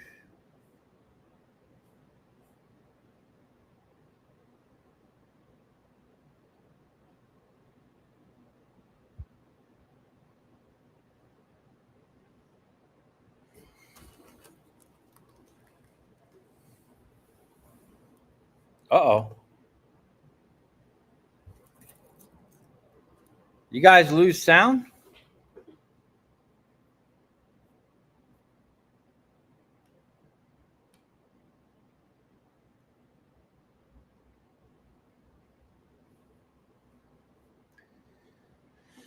Okay, let's see what we got.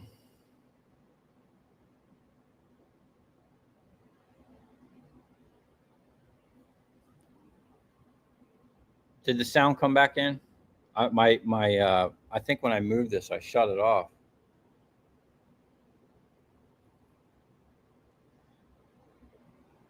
Okay, all right. I'm gonna go back and check.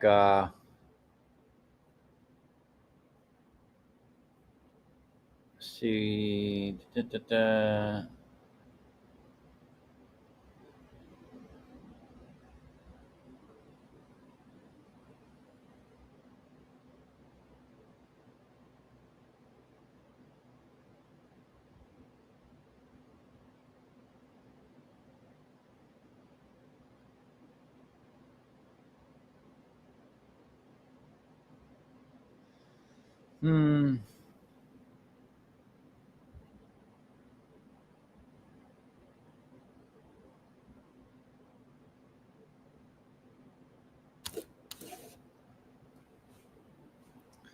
So,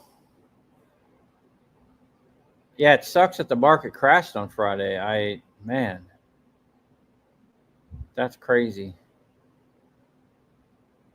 What's up, e-waste Mike? We're just doing some e-waste.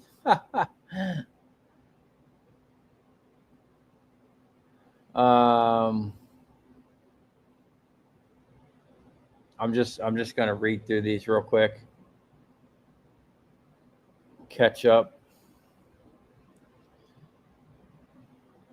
Hopefully, man, that's scary. I'm gonna call in the morning and see where the market's at.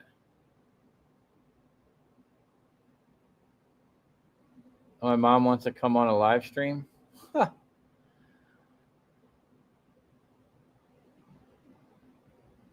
um, yeah, I'll be calling Monday and see where we're at. I might have to off everything I got if it keeps going down. I can't afford that, especially a 50 cent a pound drop. That's crazy. Board Shorts website is good too with photos to identify what you have.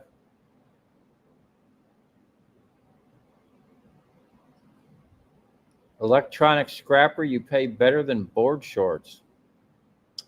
I'll keep that in mind, man. I got a whole 55-gallon drum full of all kinds of different boards. Some of them got big gold fingers. Some of them look like high-end stuff.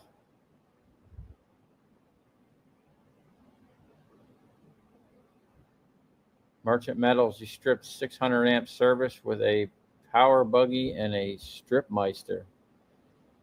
Dag.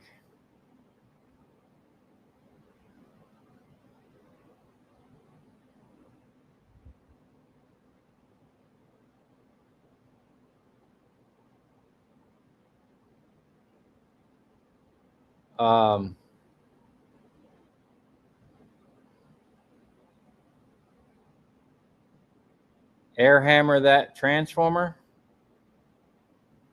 Yeah, that works pretty good too. But man, that's loud, dude. I I uh I really like the that portaband I got.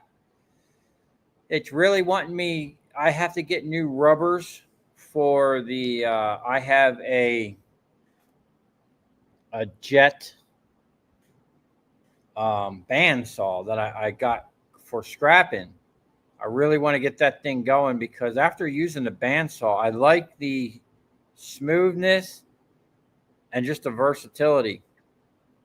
Like a sawzall is like jittery and shaking and loud. The bandsaw, I mean, it's kind of loud, but it's just smoother. All the capacitors are still charged, probably. Well, maybe not. I cut through it. That thing been sitting around for a while.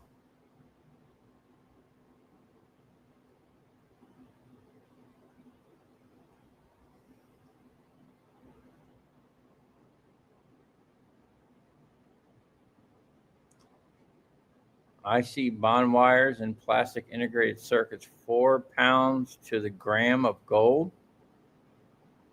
Well, I hope I got a lot of gold sitting out there.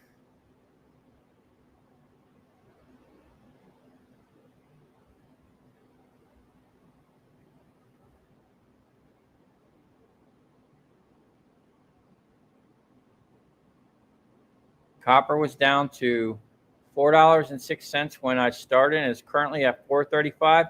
Oh, thank God! Maybe by tomorrow morning it'll be back up.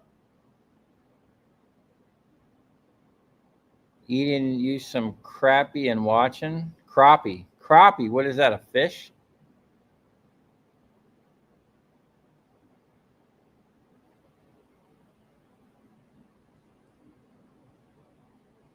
Was YouTube income down because you weren't dropping videos recently? Well, the YouTube revenue is directly related to how many videos you drop. Or basically, you could drop a whole bunch of videos and not get any views. It's basically views and watch time, because the longer people watch, the more ads. You get paid off the ads, really. And like this live stream, people sending in money, which is amazing and very appreciative. I thank you, everybody that donated on the stream. That's awesome.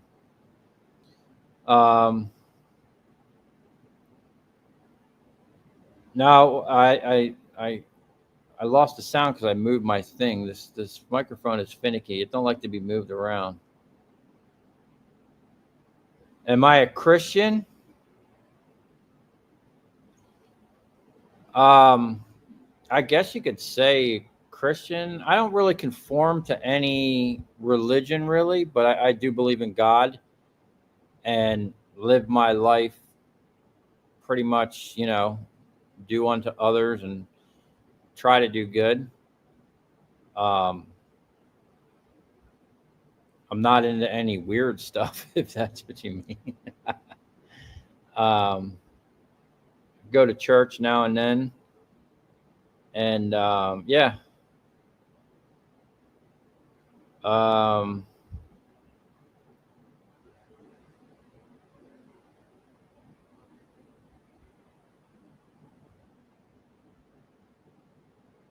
Is that a copper or aluminum transformer? You know what? I was assuming it was copper because of the weight, but let's just clarify. I don't think I've ever taken any of these things apart that were aluminum. I could be wrong, though.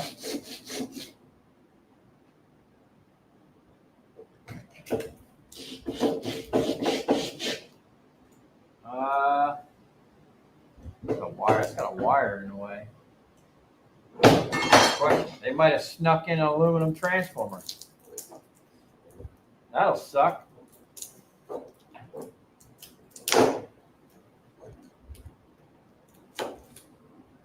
It's so crazy. Like when I first started scrapping, I didn't even know there was such a thing as an aluminum transformer. Certainly not in the lighting field.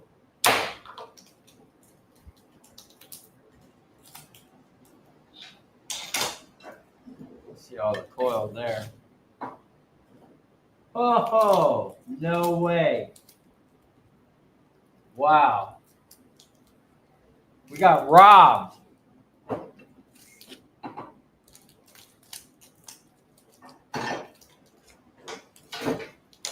Dag, they're even making these things cheap.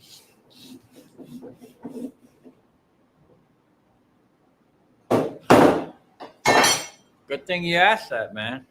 They are so heavy because it's so long. That's aluminum. That sucks. Wow. Normally this style of transformer is copper. I have come across some, it's very rare. I guess like all the new microwaves, I see, I haven't taken them apart personally, but I see so many people say that the microwaves are all aluminum transformers now. I guess they're moving on to everything else. Well, that sucks. Pretty soon, it's going to be hard to find electric motors and AC stators or AC compressors with copper in them. But the one thing that I've never found aluminum in is generator stators. And boy, I got a monster generator sitting out front. A big boy. 2 little guys and a monster, man. You love it when I have open shop like this? that's cool. I like to get on here and answer questions and just talk to you guys and see what's going on. I'm like secluded in my own little world, so it's nice to see what's going on out and about. What happened to that white Cushman looking thing? Cushman? White Cushman looking thing. Are you talking about my tenant floor sweeper?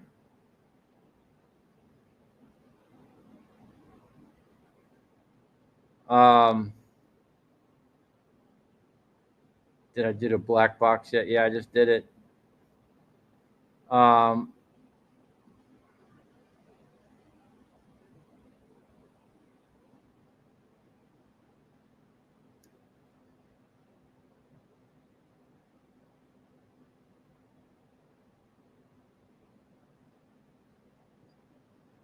Bandsaws are great, but the air chisel, zero dust, and a million times faster.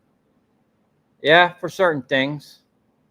That's another thing. Like the air chisel, I have it right here. I was actually just using it.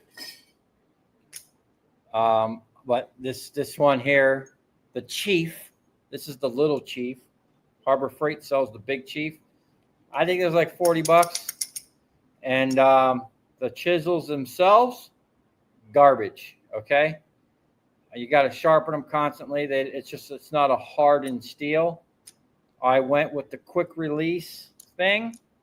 Garbage. There was a reason why they were on clearance. The balls that are inside are not hardened balls. So this thing banging around tears them up, and then they doesn't like I can't even get this out right now. This one's stuck in there. And then my dumb self, because I was having a problem with them loosening up, I tightened it down, and then I took a chisel, and these screws right here, I chiseled it in so that because it was backing off. And then another thing I have with this, I put it in my vise and crank down on it. This keeps coming loose, and then you lose your power.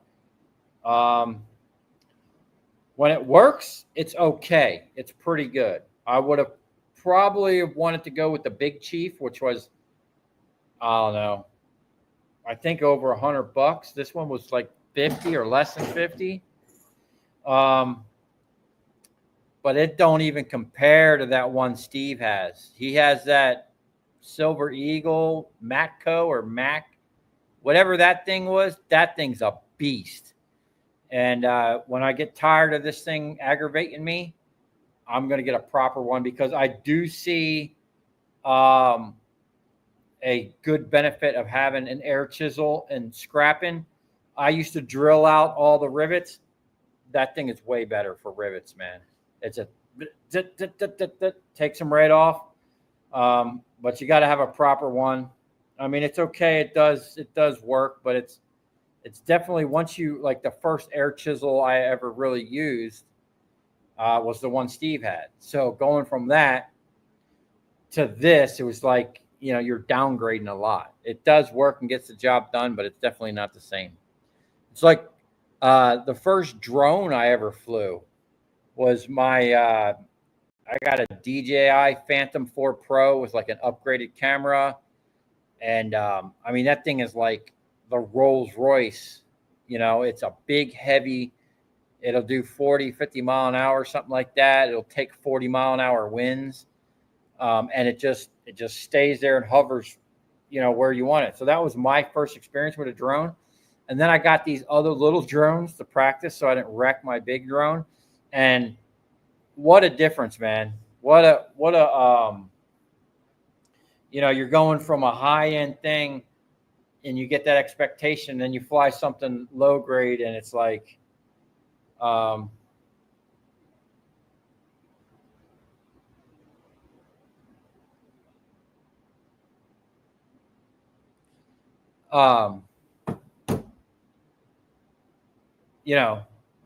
it's just weird. Let's see.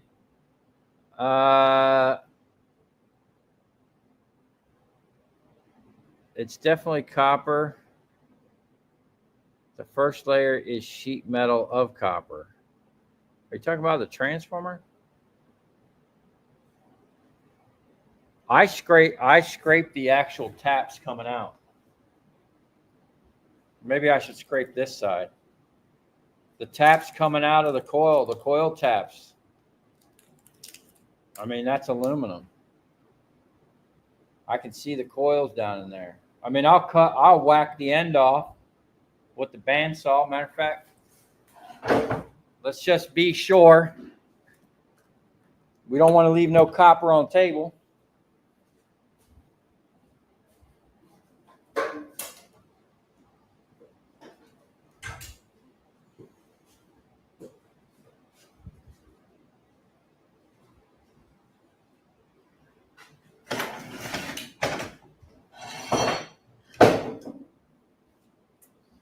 Now, this thing,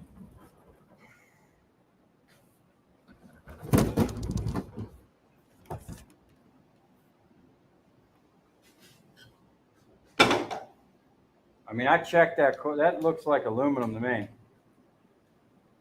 I don't see that there's going to be any copper in there, but we'll 100% verify. Where's my air hose? I'll just hit this with the chisel.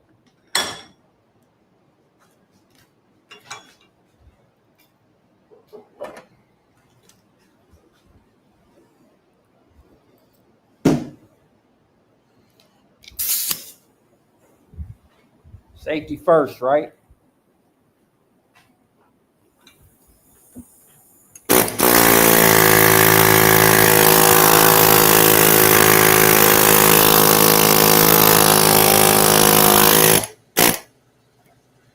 See that?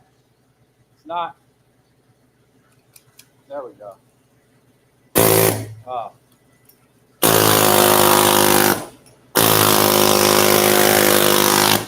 Yeah.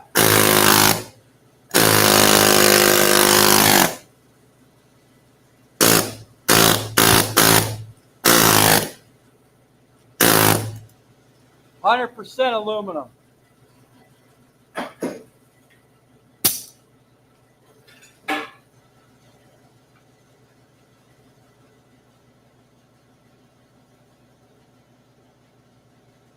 All aluminum.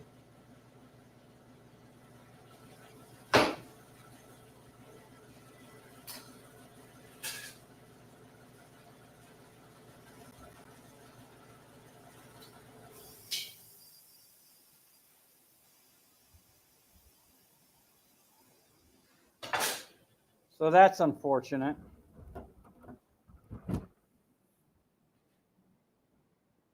Those transformers are tough because of the size. You know, it's hard to tell. They're heavy. The HID transformers, the ones I've been dealing with for years, I can just about tell from a few different ways. One, the manufacturer. You know, there's a couple of them like Venturi or Venture, and then Advanced. Whenever I see that manufacturer, I make sure I'm checking them. I mean, I check them all anyway, but I know right away, check these because it's, you know, and also I could tell by the look of them. Like, here we go.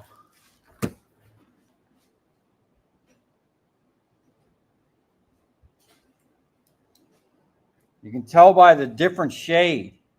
Now, this is double aluminum, but whenever you see this lighter shade, always check it. Don't just assume it's copper. You know.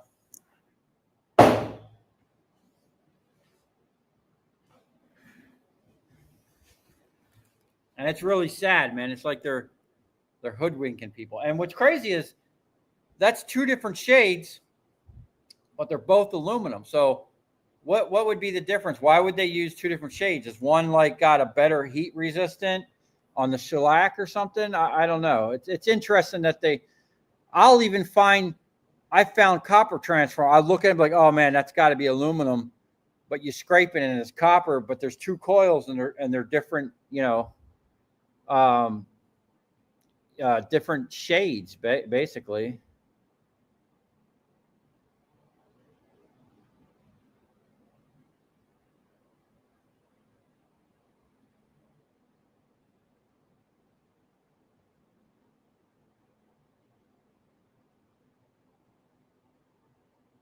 Very rare, never seen an aluminum transformer in server equipment. Maybe that's why it went bad. It's aluminum. It's crap.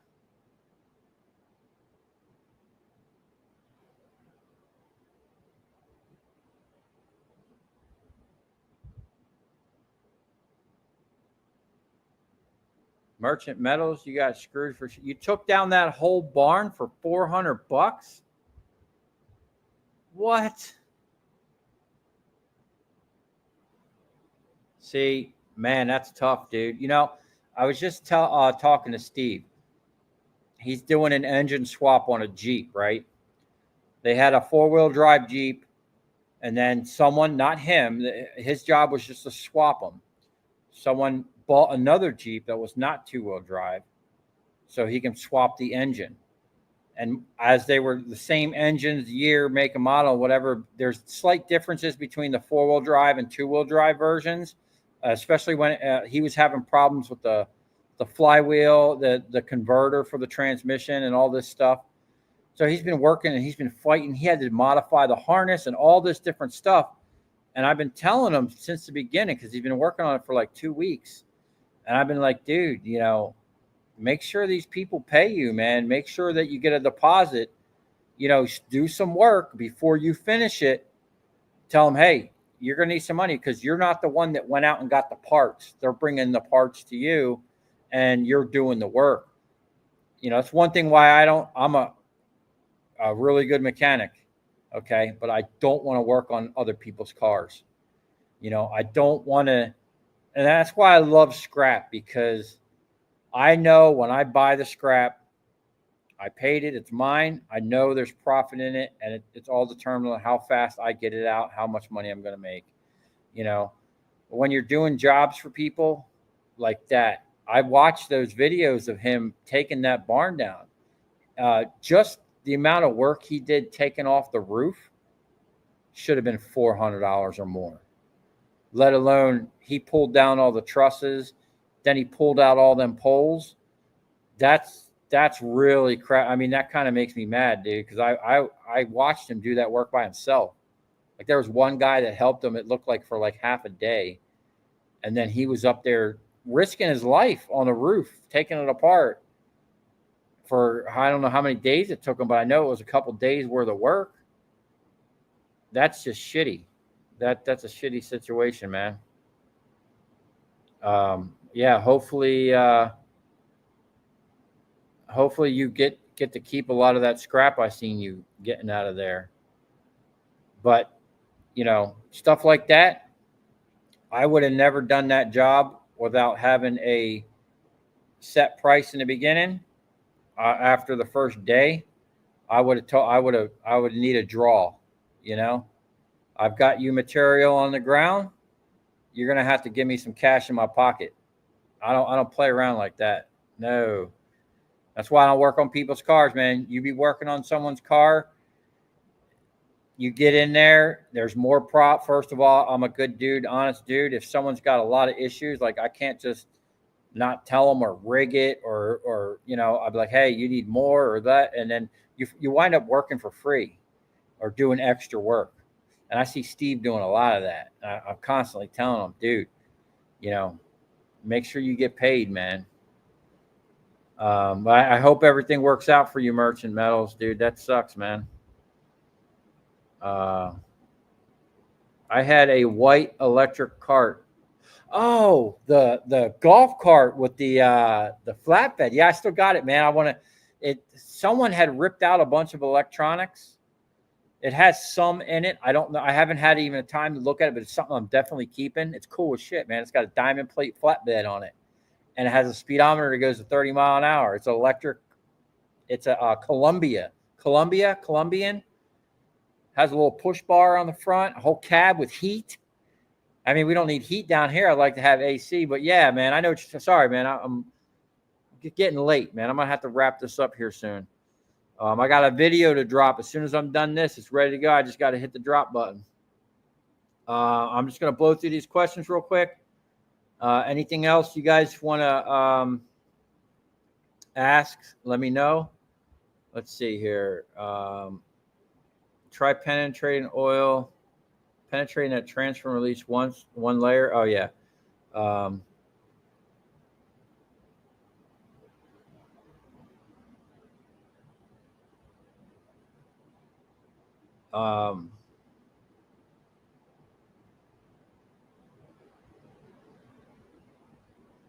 Yeah, the chisels. Dude, I had the Mako. Was it Mako or Snap-on? Gave me a brochure and it had chisels on the back. They wanted $1,000 for the Mako or Snap-on chisels, man. Now, they're probably really good, but Harbor Freight does. I bought the cheap ones because I just wanted to try it out. They do have a more upgraded chisel. I'll probably try that, but those are straight garbage. Just like it looks like it's mild steel in the shape of a chisel. Hot garbage, man.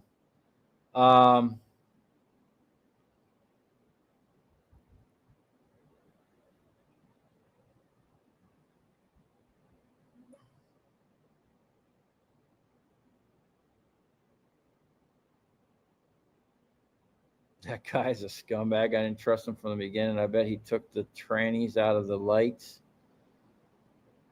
and then played dumb. Well, I actually seen that where he went and looked at those things. The fact that they were screwed back together, it looks like, and this is just my opinion because I've seen this many, many times, those were probably retrofitted at some time, or someone took them down. Like they would have had to go up there and unwire them or whatever. The electrician, whoever did it, probably took those. I've had so many problems. Like you don't even know half of the stuff that was taken that I was supposed to go pick up, and then someone on site or a maintenance guy. I just had a huge job in Delray. The maintenance people were stealing the lights. They were putting them down and staging them up for me. The maintenance people for the lot, the guys that go around and sweep the ground up with the golf carts, were stealing the lights at the end of the day. It's tough, man. And that's why I miss my one customer. They would always call me, like, hey, you got to be here, man. But the way they operated, they would do like the customers I'm dealing with now, it might take them a month or two to do a parking lot because they're out there just one guy in a man lift just doing one light. It's taking them forever. The other customer that I had, those dudes were dialed. They'd come out there with 2 bucket trucks, or they'd have a crane truck and a bucket truck. And then 2 guys on each pole as fast as they can, taking them down. And they had one guy assembling new fixtures and delivering them. And I would actually help them deliver the new fixtures to the poles. And they would crane them down to my truck or on the ground. And I'd show up and they'd blow out a parking lot in a day or two. And I'd go, unfortunately they moved out of Florida, but they were cranking, man. And none of these other guys do it like that. They call me when they have a pile on the ground, and it seems like people have already been there picking through it.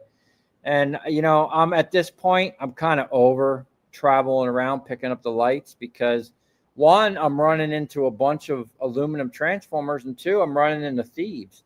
And I don't want to bill my customers. Like I used to pay for those lights when I was more guaranteed copper.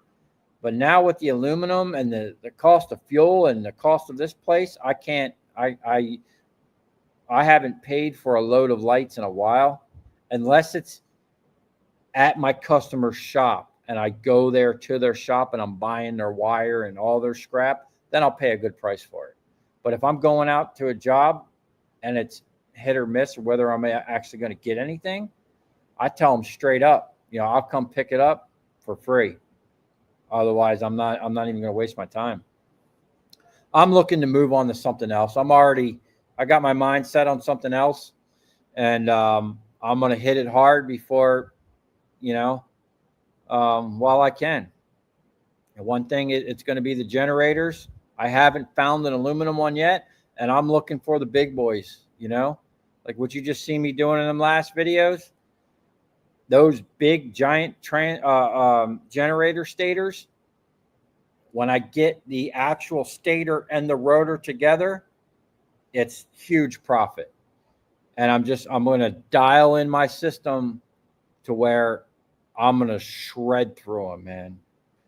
Like I'm not even a quarter. I'm maybe a quarter of the way there with this setup.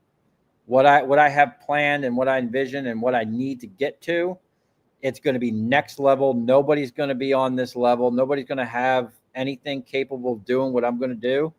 And I'm going to be the big stator guy, the AC compressor guy, and I'm going to process that stuff so fast and efficient. It's going to be like when I showed everybody my transformer press. That probably blew a lot of people's mind when they first seen how fast I was doing that.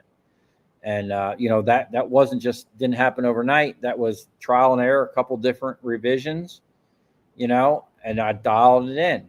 I was making good money at the time, and I didn't have this crazy overhead, so I can put the money into, what I was doing. And this next thing I'm doing, it's going to cost a lot more money than that because it's way more involved, and a lot higher dollar stuff to achieve the results I need. But I've been picking away at it and getting, like, I got a lot of stuff sitting around here that is for this, that, once I get just a couple more little things, it's all going to come together, and it's going to be impressive for sure. All right, let's see what we got here. The Air Chisel brand, it's a Harbor Freight, Big Chief, Little Chief, whatever it is. Long barrel hammers are awesome. Yeah, that's the one Steve had. He had a long barrel one.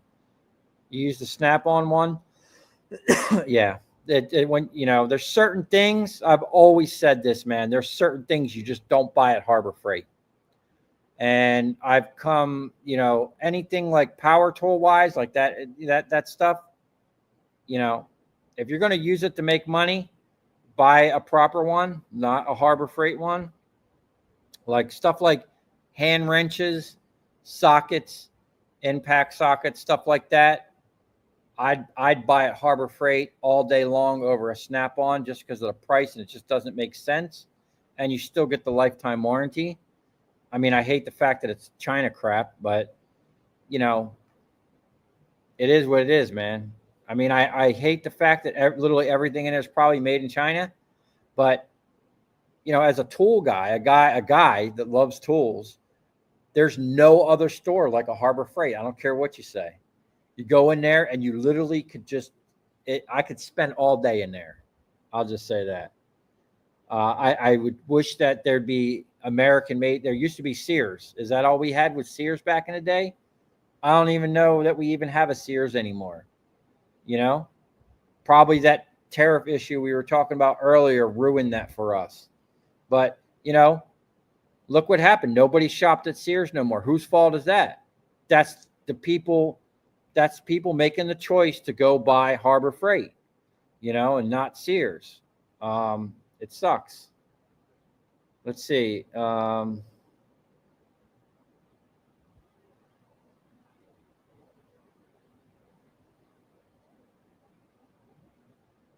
I only hope we bring back American-made products and they don't stink. When am I going to start on my truck? I'm going to have to start on that pretty soon because that thing needs to get on the road. I need tires for it. When I parked it back there, it had 6 almost brand new tires, and I wind up just using them on my other truck, swapping out. So it needs tires, a starter, and an alternator. Might be a combo transformer. No, that thing was solid aluminum. And I've come across those coils. Like you got to keep your eye out because I've showed in a couple videos the transformers that I process and I press. for I don't even know how many I threw in the aluminum bin because I would feel it. I'm like, man, there's something off about this transformer. I'd scrape the outside, be aluminum. But one day I looked at it. I'm like, man, the inside of this got a different shade. I scraped the inside. Sure enough, it was copper. And I just take that big cable cutter I got. You just shear it in half, and it comes right out. And it's worth it.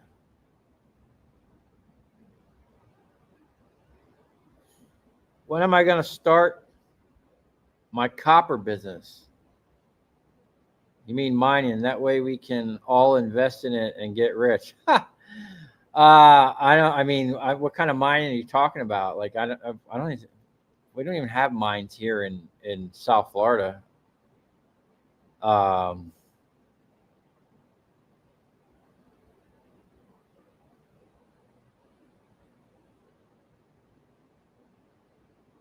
Living off of scraps.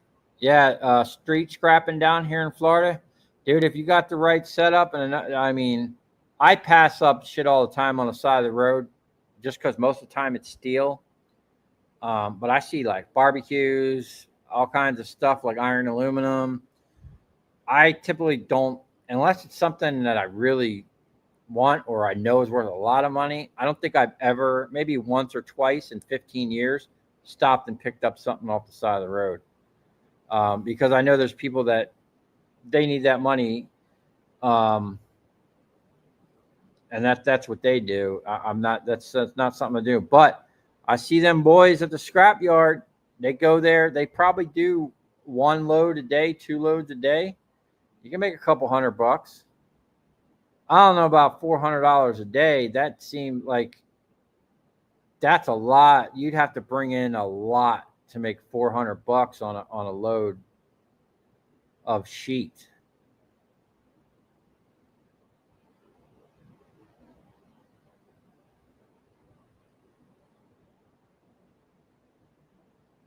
It was Chinesium, yeah. How did I get into scrapping? 2008. I was working for a huge concrete cutting company, and we used to do a lot of residential work. All the residential work stopped like overnight, and it was nothing but like big contract state jobs, out of state jobs. I went from working 60 hours a week to like 20. And I had a friend that was an electrician. He had transformers sitting outside his house one day, and I'm like, man, what are those? And he was like, yeah, I've been meaning to talk to you, because he knew I was kind of like in the welding and fabricating.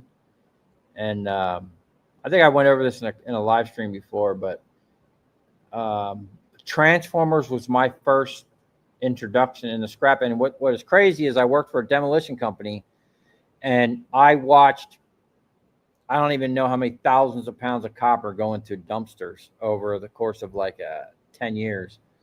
And I didn't even think about it. I had no idea it was worth money. Copper, aluminum. Towards the end there, I got smart. When I used to do bridge demolition, we cut the sections of the bridge. There's huge pipes on the side, undersides, and sometimes poured right into the bridge. Tons of copper. Towards the end, I got smart and was pulling that copper. I tried a chop saw to cut the copper ends off small transformers. No, I haven't, but I've thought about it before. I actually wanted to get like a magnetic plate, and I used, you see that in that video, I used that diamond blade, man. That thing worked awesome. Any update on crane companies for AC? Yeah, I actually have a guy I'm supposed to call. My generator guy gave me a crane guy's number. I'll probably call him Monday or Tuesday. He does a lot of generators and rooftop ACs, big stuff. Steve, I always appreciate your videos and love the determination and work that you do. Keep up the good work. Thanks, man. I really appreciate it.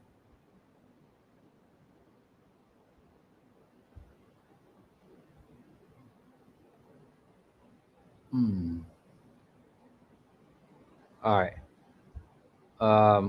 we're gonna wind this down. I'm just gonna see if there's any questions. You have a Snap-on dealer 2 doors down from you? Hey man, see if he has got any returns. Or that Snap-on stuff is just ridiculous, dude. It's so expensive. I know it's like, so well, I don't know about everything, but I have some Snap-on floor mats over here, and the box clearly says made in China. So I guess they're selective of what they have. If I was a Snap-on dude and I bought something from Snap-on thinking it was from made in America, trying to support America, and it came made in China, I'd be pretty pissed and probably return it and want my money back. Some people call it horrible freight. Yeah. Oh, there's a lot of stuff, man, you just do not want to buy from Harbor Freight. Now, I will say this. They've gotten better with a lot of things over the years. But it sucks. Most of the stuff that they have is what I call happy homeowner tools. It's not something you're going to use industrial to make a lot of money, dude. You like a lot of people do this. They buy something from Harbor Freight, they use it, and then they return it and get their money back when they're done. Yeah, I'm guilty. I'm from Sheffield in the UK. We used to have massive steel works and the best cutlery makers in the world. Now it's like a ghost town, and the government sold it all abroad. That sucks, man. I mean, that's kind of like Detroit. They used to make all the automobiles there. Now it's like a ghost town, man.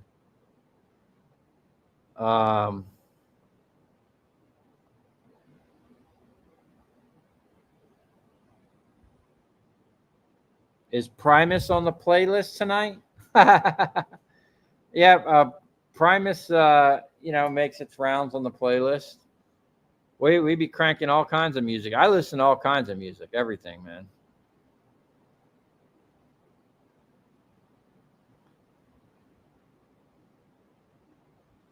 You love stuff on the side of the road, first come, first serve. They'd take it if I didn't. Yeah. I mean, maybe I don't know. I'm not into like steel, so I never really looked for anything steel. Although I did get a guy gave me his number. I'm supposed to go look. He's got like a bunch of warehouses and a yard's full of scrap. 16-foot box truck will net 3,000 to 3,600 pounds. 2 loads will net $500 of appliances. 3,600 pounds. That's a lot of weight for $500.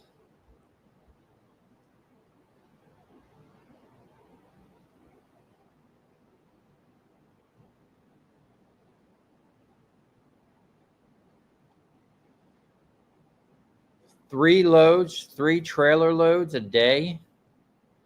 Dag, man. That's a lot of scrapping, dude.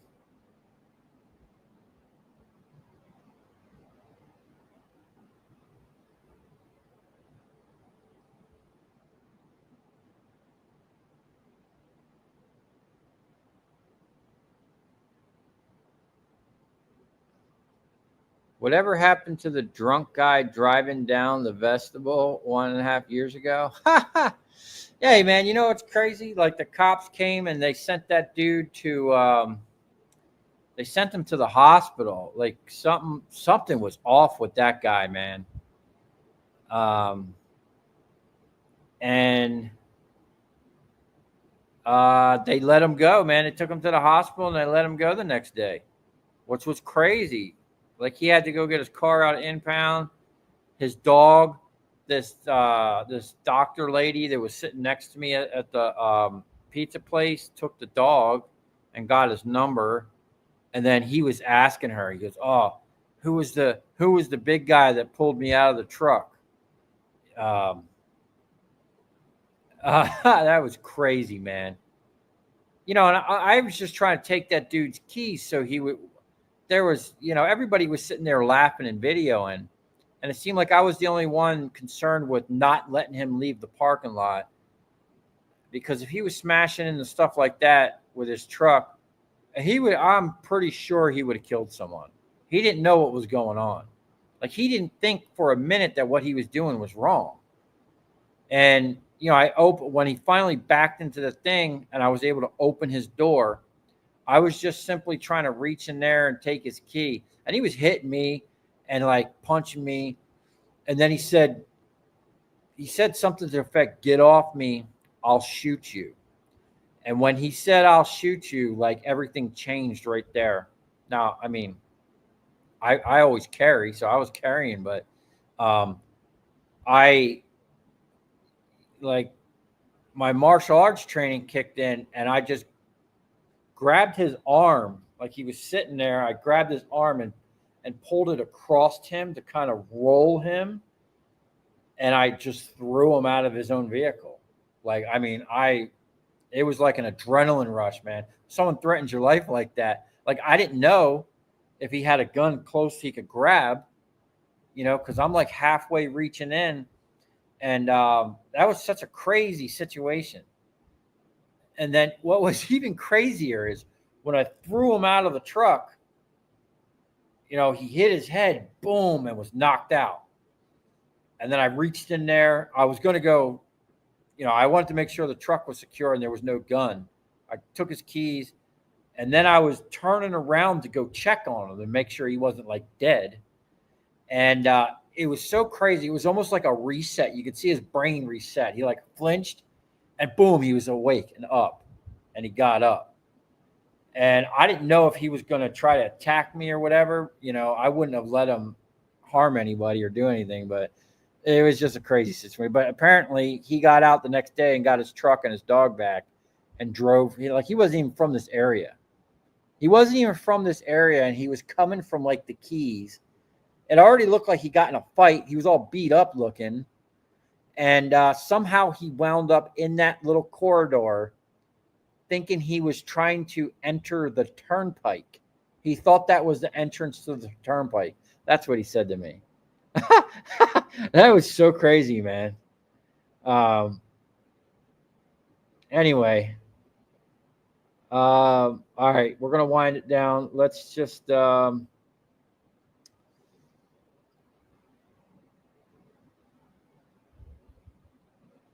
Oh, hey, John Daly, thanks for the $20, man. I really appreciate it. Copper King is the best. Needs some love. Yeah, she definitely needs some love, man. You know what's crazy? I started talking about needing gears. I swear, man, this is how you know the phones are listening to you and they're watching you. Literally on Facebook, I get these things for this gear company that sells gears, has 10,000 gears in stock or whatever. Crazy. Never seen the ad before, never looked up gears. All of a sudden now it's on my Facebook feed. So I think I'm going to get a ferrite cage for my phones. And I mean, I guess you got any type of device around you, it's listening to you. It's just the world we live in. Yeah, thanks for that, John. I really appreciate it. I appreciate like the tools you sent and everything. And same goes for Naples Frank. He sent me some cool clamps. I appreciate it, man.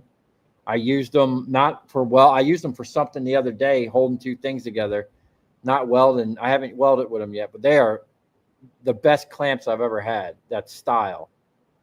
Yeah,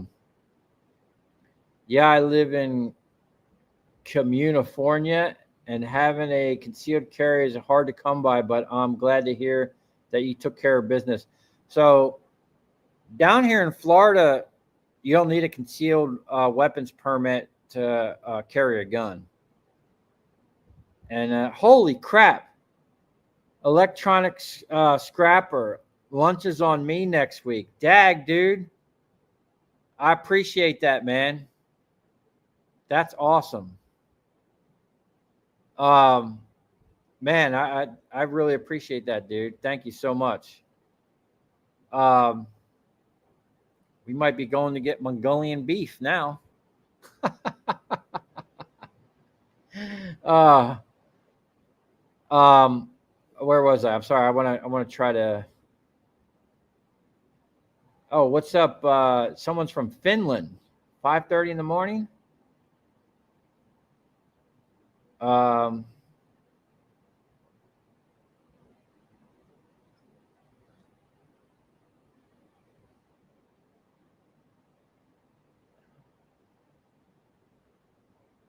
it's crazy about.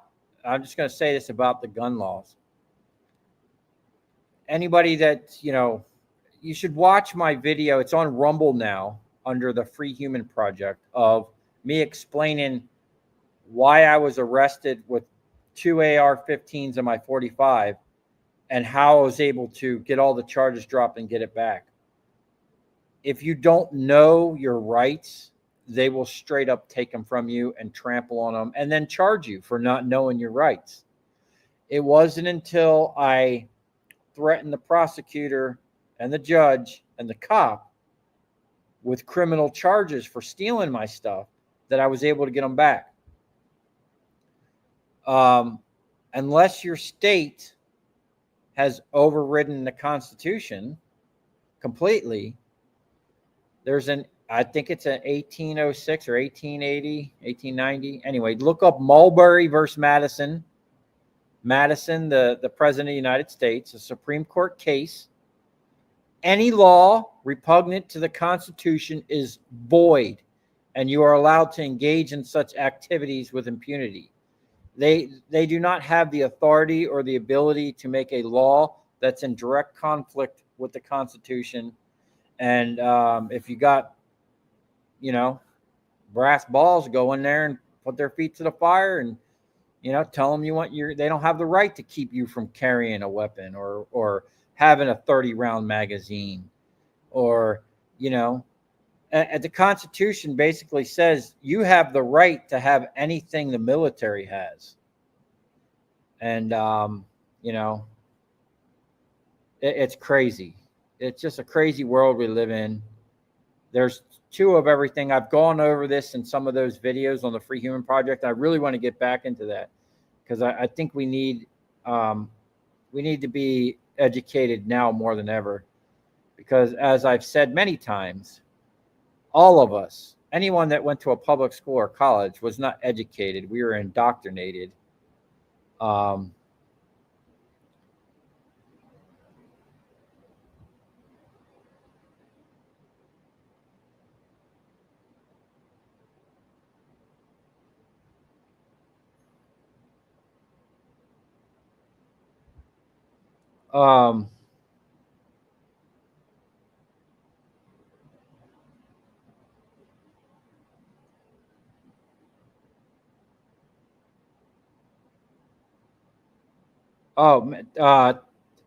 what's a super sticker? Steve, thanks for the super sticker, the $5 super sticker. I appreciate that, man. I'm not sure what a super sticker is or how you bought that, but I appreciate it, man.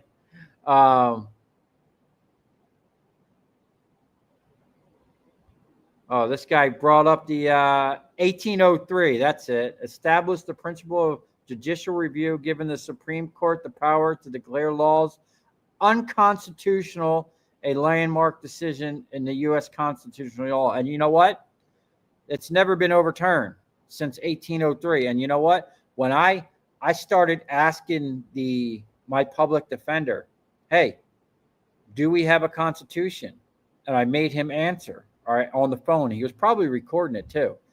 And then I asked him, does this court that I'm going to, I was in a felony court. I was like, does this court supersede the Supreme Court of the United States? And he goes, no, it's just a local felony court. And then I started stating case law to him. And when I told him that if my property wasn't returned to me and these bogus charges dropped, then I'm going to spend the rest of my life making sure that every single public servant involved in the theft of my property is charged with a crime. There was dead silence on the other side for a couple seconds. And then he goes to me, well, I can't really help you with that, but we'll reschedule a court date.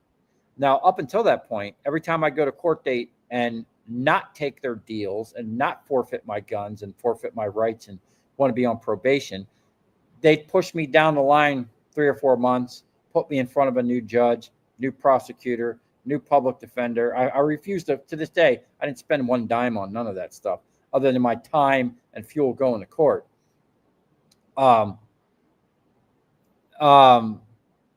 It wasn't when I told him that, and because he was trying to get me to take another. I told him I will never take a deal, and I will fight this until the rest of my life. I told him these are the exact words. I said I will make this my life mission to make sure that they're charged with a crime. And he goes, "Well, we'll just get you a new court." He literally called me. He called me on a Sunday. I told him that by Tuesday, I had a court date within 5 days. And he said they're returning my stuff and dropping all the charges.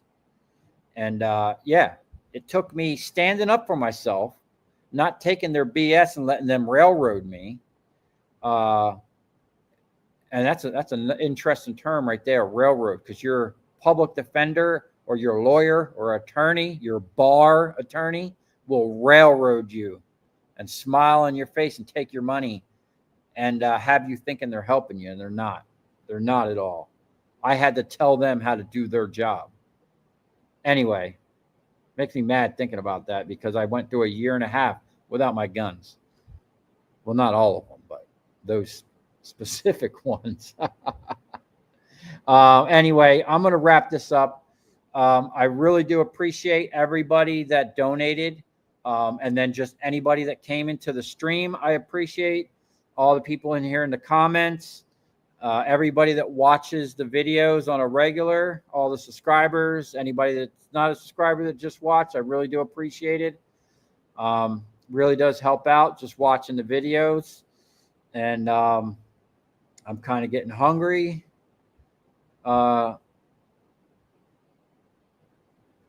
Yeah, I lost them on a fishing trip. Anyway, you guys all have a great night. I appreciate you guys joining the stream. Again, thank you for everybody that donated. Thank you for everybody that, sends the fan mail and stuff. I hope everybody is in good health. Hopefully, let's all pray that the market comes back up and we can all get out there and make a little bit of money scrapping. So on that note, have a great night. And right after this, literally as soon as I'm done this stream, I'm dropping the final on that video. So stay tuned for that. And we'll see you in the next one.